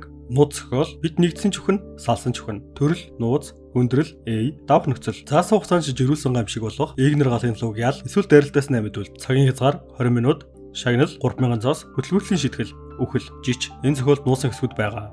Энэ нууц зохиолын нэр нь болох нэгдсэн чөхөн, салсан чөхөн гэж байгаа нь нууцлаг автан дээр байгаа тоотой адилхан тооны хүмүүс зогсох ёстой. Тэн дээр их ч хүн байх ёсгүй, бага ч хүн байх ёсгүй. Яг л заасан тооны дагуу хүмүүс зогсох юм бол энэ 10 секундын дараагаар маш төгс хамгаалалт идэвхжүүлдэг. Гэтэл хүмүүс өөрсдийнхээ амийг л бодно штэ. Хавтаг нэгэнтэйгээ болоос л даал. Хэдийгээр хүчийг нь багасгаад жишрүүлсэн ч гэлээ. Стил инэгтэйс хүчтэй. За тэгэхээр энд яг юу болсон бэ гэхээр нөгөө муу талд гарсан байгаа гэдэг хаягч нь энэ хаягчдыг бүгднийг алах зорилготойгоор хэмжүүлэх сэдсэн. Хаягч нар цөөхөн байх тусмаа сайн шүү дээ. Ариг жалууны галаас тухтан аврагдах үед нөгөө хэдэн хоруу тоодос хаягчийн нэг нь өөрийн хэлснийг алдаанаас олоод өөрийгөө хаягчийн тог буруу гэсэнд баригдаад жинхэнэ үр царайг нэлчлэгддэг. Энэ хөрчин сурагч нар дундаа тавтан ордог нэлээд хүчтэй. Амжигт лууны галаас гадна хамгаалтын хавт нь байр нь үе үе солигдоод тоон цөөрөх цачмаар ажилдаг болохоор их л төвөгтэй. Энэ нөхөр гол дүрийг ирнэсэн болохоор гэс төлөвлөгөөгөө шинжилсэн. Учир нь гол дүр энэчээ өгчих юм бол угаасаа энэ ертөнцид байхгүй болж магадгүй болохоор зурагчид их нөхдүүдээс 5 хүнийг ижээ эргүүлээд лууг ангуучлах юм бах уу. Бас болоогүй нэлээд ховор мөсийн нэрийг илрүүлдэг хэмээг авчихсан. Нэлээд сайн бэлтгэлтэй. Манай хүнийг ч багтаа оруулаад ятгаж хардаг. Зөвшөөрөхгүй бол аль хэдийнэ барьцаалах зүйлээ хүртэл олчихсан. Зохиол төр байхааргүй үнэхээр л ухаалаг хүмүүс. Итэл тэдний гаргасан нэг алдаа нь өөртөө хаан гэж дууддаг хаягч нь үнэндээ хаягч биш. Зохиолыг ганцаархнаа уншиж дууссан хүн гэж хэлсэн нь байсан. Үүнийг сонсон дөгч яг л гол дүр шиг. Би энэ удаагийн ухралтан дээр өглөөж гисэн. Дараагийн ухралт руу орчин. Та нар харин тэгж чадах юм болоо да гэж үдэж байгаад хамгаалтын бүсээс гаргуулад өөрөө хурдан дээрээ нэлээд зоос зарцуулсан болохоор гэс лууны доогуур шургаад төгний нөхөнд нь тугаа зоогоод 10 бодлыг эзлээд нууц зохиолын даалгаврыг биелүүлэхдээ зэрэгцэн дөө хитэн зүүн нэршгэ шатаад өгчдөг. Тэр үхээс өмнө 10 бодлыг эзлээд тааны тодтолыг авсан. Сонгож авсан тодтол нь хүн алдгүй хаан. Энэ тодтол нь хүн алаагүй л уг нь буцаад амлах ёстой юм билээ. Гэхдээ дөөхийн тодтолоос нэг л өөр байсан. Өөрийнх нь бүхнийг мэдэж уншиж хэлэх тодтол нэтвчээ толгойн эргэл унаад өгдөг. Тэгээд гинтэн чөмөрөд сонсон нэрээ тэнд болж байгаа зүйлсийг хараад эхэлдэг. Тэнд нь магсууд дараа тэднийг ямар ч асуудалгүйгээр хамгаалж байдаг. Гэхдээ магсуудыг явуулсан нөхдүүд нь энэ нөхдүүд үнэхээр л сайн бэлтгэлтэй байлээ. Бэлдүү эсрэг хамгийн үр дүнтэй зэвсгүүдээс эхлээд бүхий л зүйл байх шиг л харагдчихлээ. Гэтэ тэдний мэдгүй нэг зүйл байгаа штэ. Энд үлдсэн хүмүүсийн хүч нь үндсэн зохиолоос хэд дахин илүү хүчтэй байгаа. Ялчгүй баггүй уснаа мэдээд эцсийн арга болох бүгдийг устгах бөмбөг шидчихдэг. Сурагчтай хаан гэдэг хүн нэлээл хүчтэй юм шиг байна. Жисрүүг бараг л нох гэж байдаг. Гэтэ хөндлөнгөөс харж байсан сүнсийг яагаад ч юм жисөө харж байгаа юм шиг л наад туслаач гэж хэлэх үед нь толгой нэхэд эргээд яагаад ч юм хөлн газар түрээд хүмүүс түнлөө хараад байгаа юм шиг санагдаа. Нэг л мэдэх тоол дүрийн бид орцсон. Халстайгийн шууд алангуй төвлөснийг бүгдийг нь алан шүүгээл санал хэлдэг. Нэг сэхэл ороход гинтлгүй алдгүй хаан гэдэг тодтол нэтвчээ. Би энэ буцаад оргоосоос бийжээд амарч бүгдийг алмаар үлдэг. Саяны болсон зүйлүүд бол яг жинхэнэ гол дүрийн харах үнцгээс харж байсан. Бүгний мэдэж уншигчийн үзэл гэдэг чадвар нь байсан. Тэгэхээр ч өмөрөг дөөхгүй гол дүрэл зохицуулсан гэсэн үг. Харин энэ хуалдгүй хаан гэдэг байгаа стигма бол нэрнлийн болохоос биш өгшгүй амиг өгдөг дахин амьлуулдаг чадвар. Гэхдээ хөнгүүтэй шууд амьлаадаг гэсэн үг бол биш. Оноо цуглуулаад түүгээр амьдардаг. Оноо байхгүй бол дахин амьлахгүй л гэсэн үг. Тэгэхээр одоо ч луу амьд байгаа болохоор дахиад жихнээсээ хүж магадгүй. Азарлуу дахин галхаасаа өмнө хэсэг хөдөлгөөнг уулгийг нь ашиглаад гяс нөмрөх халуунаас аваад саяны шатны нөхдүүдийн бидээс цэгэр мөсөний рүүдийг цуглуулан тус тусдаа галт төсөртөө уулгийгсэн төлөвлөгөө боловсруулалтанд түүж байхад гинтл бүхнийг мэдгч уншигчийн шагналын нэрж галыг эсэргүүцэх, хүднийг эсэргүүцэх, худлыг эсэргүүцэх гэдэг сонголтуудаас сонгох хэрэгтэй болдог. Уг нь худал эсэргүүцийг авмаар байсан ч энэ нөхцөл байдалд галыг эсэргүүцэгчийг авах нь хамгийн зөв гэж бодож байснаа хүдний эсэргүүцэгчийг авчдээ. Нэг ийм онгой байдаг үстэй. Эмэгтэй хүн дэлгүүрлэг гутлаах гэж оронгуудаа өмөд үзчихээс зүнх авчдаг. Гэтэ манай хүний хувьд бол ингэсэн шалтгаантай. Нөгөө хэдийн хоосон бүхэл хүдний энергийг нэмдэг юм мэдрийг нийлүүлж угаад зүрх зөксгөр хүдний энергийг ялгаруулан өөрт байх туйлд нийстэмгээгаа идэвхжүүлээд бас сул талыг нь уншигчийнхаа чадвараараа хараад сая бидний орохтой харсан гол дүрийн сэлмийн техникийг ашиглан бүхний дэшин завчиж чаддаг. Хэрвээ юм дарилтанд өгөхгүй бол дараа нь гарч ирэх хавтангийн доо цөөрч хүмүүс нь ч бас үхэх хэрсэлтэй. Гэтэл луу нөхөйг нь эсэлэн сүлээрээ зогж өрхтий. Хамгийн муу нөхцөл байдал ол төр биш гэдгийг дахин сануулах мэтэл. Хэрвээ жинхэнэ гол дүр байсан бол нэгэн дээр л ялах байсан юм. Гэх бодол орж ирсэн ч гэсэн өгөх гэж байгаа бусдыгаа хараад эцэг хүчээ шавхам шигчин чадварт нь харагдах зүрх бололтой хэсэг рүү сэлмээ хөдөлгөн шийддэг. Ингэж л уг амжилттай алсан анхны хүн болдог. Хаа нэгтээ сөүлийн салбарыг хариуцсан Токобид ухраагч үжинхийг шалгуулах хүсэлт ирсэн. Тэр нь бүр хаа байсан Японы Токобиг явуулсан хүсэлт. Тэр бурхны нүдийг доо чадвар нь арай дэндүү байна. Маш нус мэдээллийг мань хүртэл авсан байна. Гэд ерөнхий нэг бандуулах гэдэг хүсэлт. За тэр яах вэ? Яг одоо явагдаж байгаа үндсэн зохиол дуусаагүй байхад нь дараагийнхын зохиол нь гарч ирээд тэрийг нь бүр биелүүлсэн бахаар боломжгүй биелүүлсэн гэх шалтгаанаар шагналыг нь дүр хойшлуулдаг.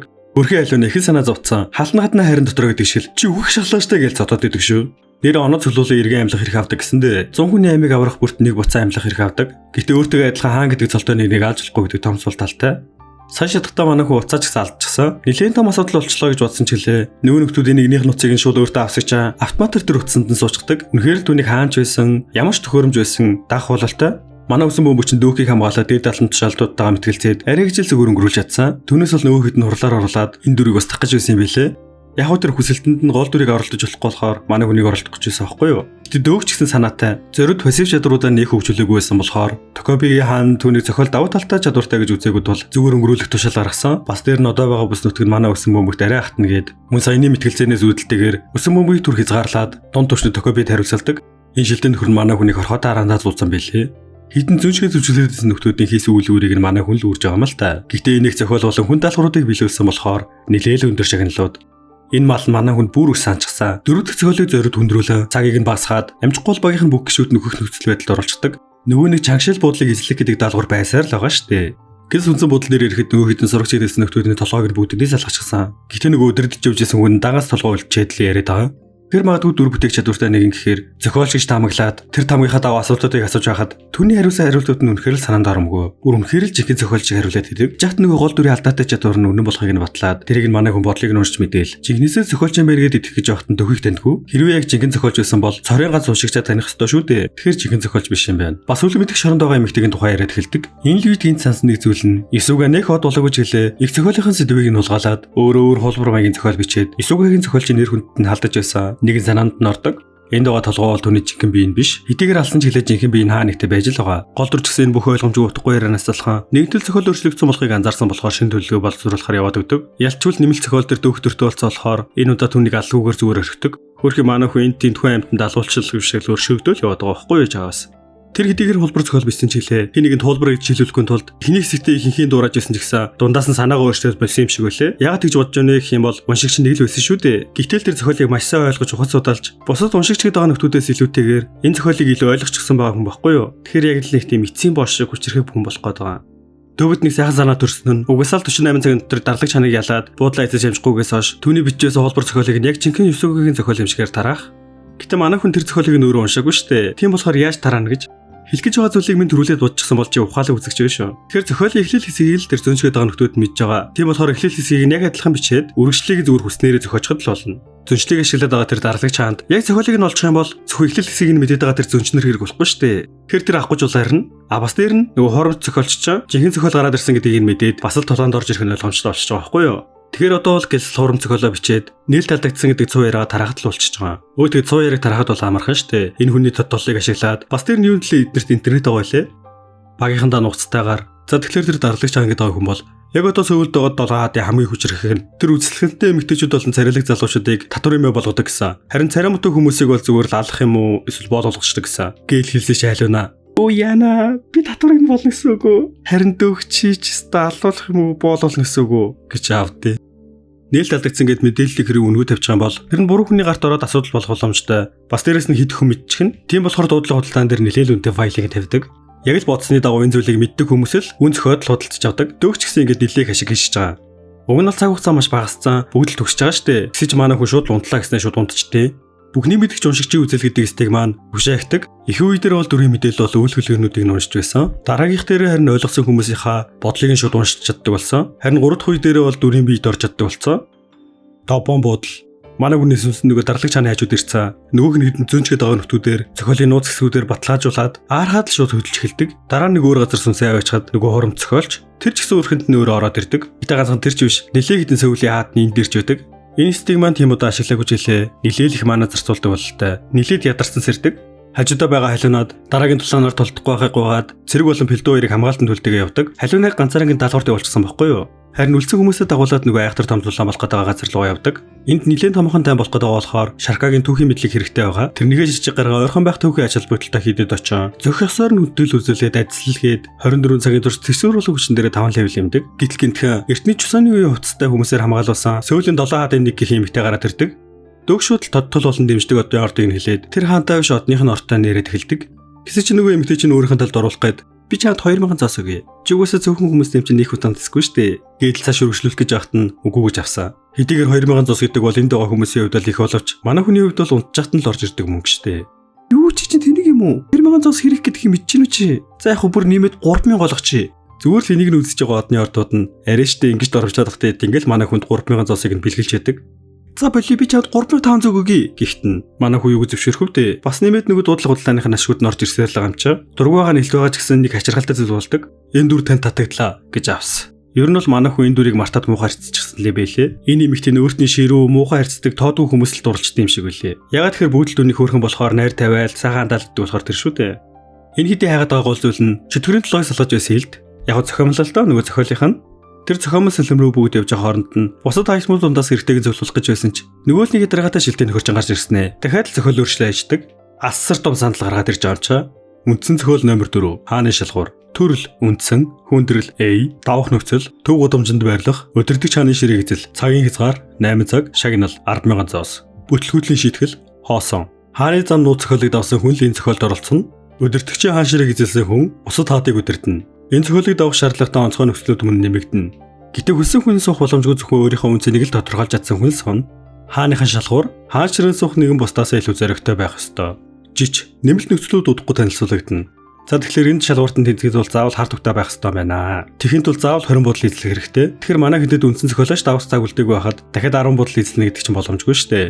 Яг хөө байгаа нэг арга нэх юм бол өөр өдөр итгэгчийн туг явах юм бол эзэлсэн бодлууд нь өөрийнх нь өмч болох болохоор шууд л дайныг үрээсэн даалгавар гэсэн үг. Энэ удаагийн даалгавар бол мангастай биш. Тэднээс чадгийн хүмүүстэй тулдах даалгавар. Шууд л тулаанд орж байгаа хүмүүс байгаа ч нөгөө гайхамшиг дэлбийг өмнөнийг дэлгэмтүүлэн авах гэж байгаа хүмүүс ч байгаа. Манайгийн зорилгоч гэсэн айтем авах. Гэтэ тэдний хайж байгаа зүйл биш. Кампаньгүй гэж зүйл. Гэтэ тэднийг явж явахад нь тугийг нь булаахад өөр хаан гараад ирдэг. Үнэхээр л хүчрхэг одны ордоор дэмжүүлж байгаа болохоор сумаа хүснээрээ гараач хөдлөхгүйгээр нисгээд л. Уг нь бол зоосоо тэмээ зүйл дүрж хүчээ ихсэмэрэг байдаг. Яг ч аргагүй хэцүү байдалд орсон байж хахад нь манай хүний краш болгоцсон нөгөө эмэгтэй чинь гарч ирэл аварчиж байгаа юм чаа. Энэ оронд Нэлхитийн Шарка нөгөө хайсан зүйлийг нь олцсон. Бас сэргэлэн байгаа юм шүү. Нэлээд ширхүүн тулаан болж бараг л электрон ойлгомжтой болж байгаа нөхцөл байдалд манай үж мангар тайван олсон айтем ашиглах гэж байдаг. Энэ айтем нь одны ортыг дууддаг айтем. Эдгээр одны орд хүсэлтийг нь сонсон ч гэлээ татгалзаад явах гэж байхад нь Шарка түүхийнхаа мэдлэгээр түүнийг уяран түүхийг өөрчлөхийг хүсгүй байгаа ч гэлээ хэрвээ бяцхан урьж дарах юм бол ирэх юм аврагдаж тэр чинээгээр таны нэр хүнд ч гэсэн үснэ гээл тултал нь ятгадаг. Нөгөө одны орд ч дөөхөн бийд ороод сэлмээ газар зоогоод өнгөрсөн төгсөн дайжтай сэргээж боломжгүй байсан тандаа ялдаг. Арга яснууд хүмүүсийг хятаж байгаа нь там энэ ертөнцийг бүрэн эзэлсэн үлгэлтэй. Манай хүн ч олон туг зөвлүүлээд туг нь яган өнгөтэй болж түгшаягдаг. Тэгээ энэ тусламж гуйсан үйлдэлээр дөөхийн одны ордод өртөө болчихж байгаа. Гэсэн чинь нөгөөг чинь бүр давраад одны орд хүүхдийн мэдэнгүүтээ ордны орд нь болохгүй бүр чичрэгдэдэг. Гэтэ энэний хүчин сүргэжтэй харагдаж байгаа ч гэлээ эхлэл хэсэгтэл юм бохгүй юу? Ийм сугуудны ордтой болчих юм бол цаашаа явхад хэцүүдэн штэ. Одны ордуудыг дотор нь түүхэн, домогт, миф гэж 3 түвшин болгодог. Тэр бол ингээл нэг байдаг түүхэн одны орд. Ямар сандал дүрийн хүсэлтийг сонсоод биелүүлж яхав дээ. Хүчрхэг одны ордууд бол тоохчгүй. Гэсэн ч гэлээ биеийг нь өдөртөж байгаа юм хойно хүчээ Шаркаг алдаж сөрдүүлж байгаа зөвшөөрөх гэж байсан ч гэсэн дөрөвдөг ханаас нь болоод өөрөө бараг өгчихгүй яв. Гэтэ бас Шарка юугээл тийм амархан алуулах вэ дээ. Өвөн нэрээ тэнэгөө зохиомл эрдэнсийг авах гээд хичнээн орохыг нь харж байгаад нэг тагнуулыг үлдээчихсэн. Нөгөөхөнч 7 ягаан төгтөө 2 бор төгтөө хүмүүс орсон. 2 ягаан төгнөхтэй бусдаас хамаагүй бараан байсан гэхээр дарлагч хаан болон хурам цохиолч хоёр хоёулаа өрхөнд дууссан л гэсэн үг. Нөгөө хоёроо харуулаар үлдээгээд гуруулаа ороход нэмэлт цохил гарч ирээд гинтэн цэвэрлэх даалгавар руу ордог. Бидний орсон гинтэн бол 7 дугаар түвшний дуунамал зүй тавигдчихсан хүмүүс.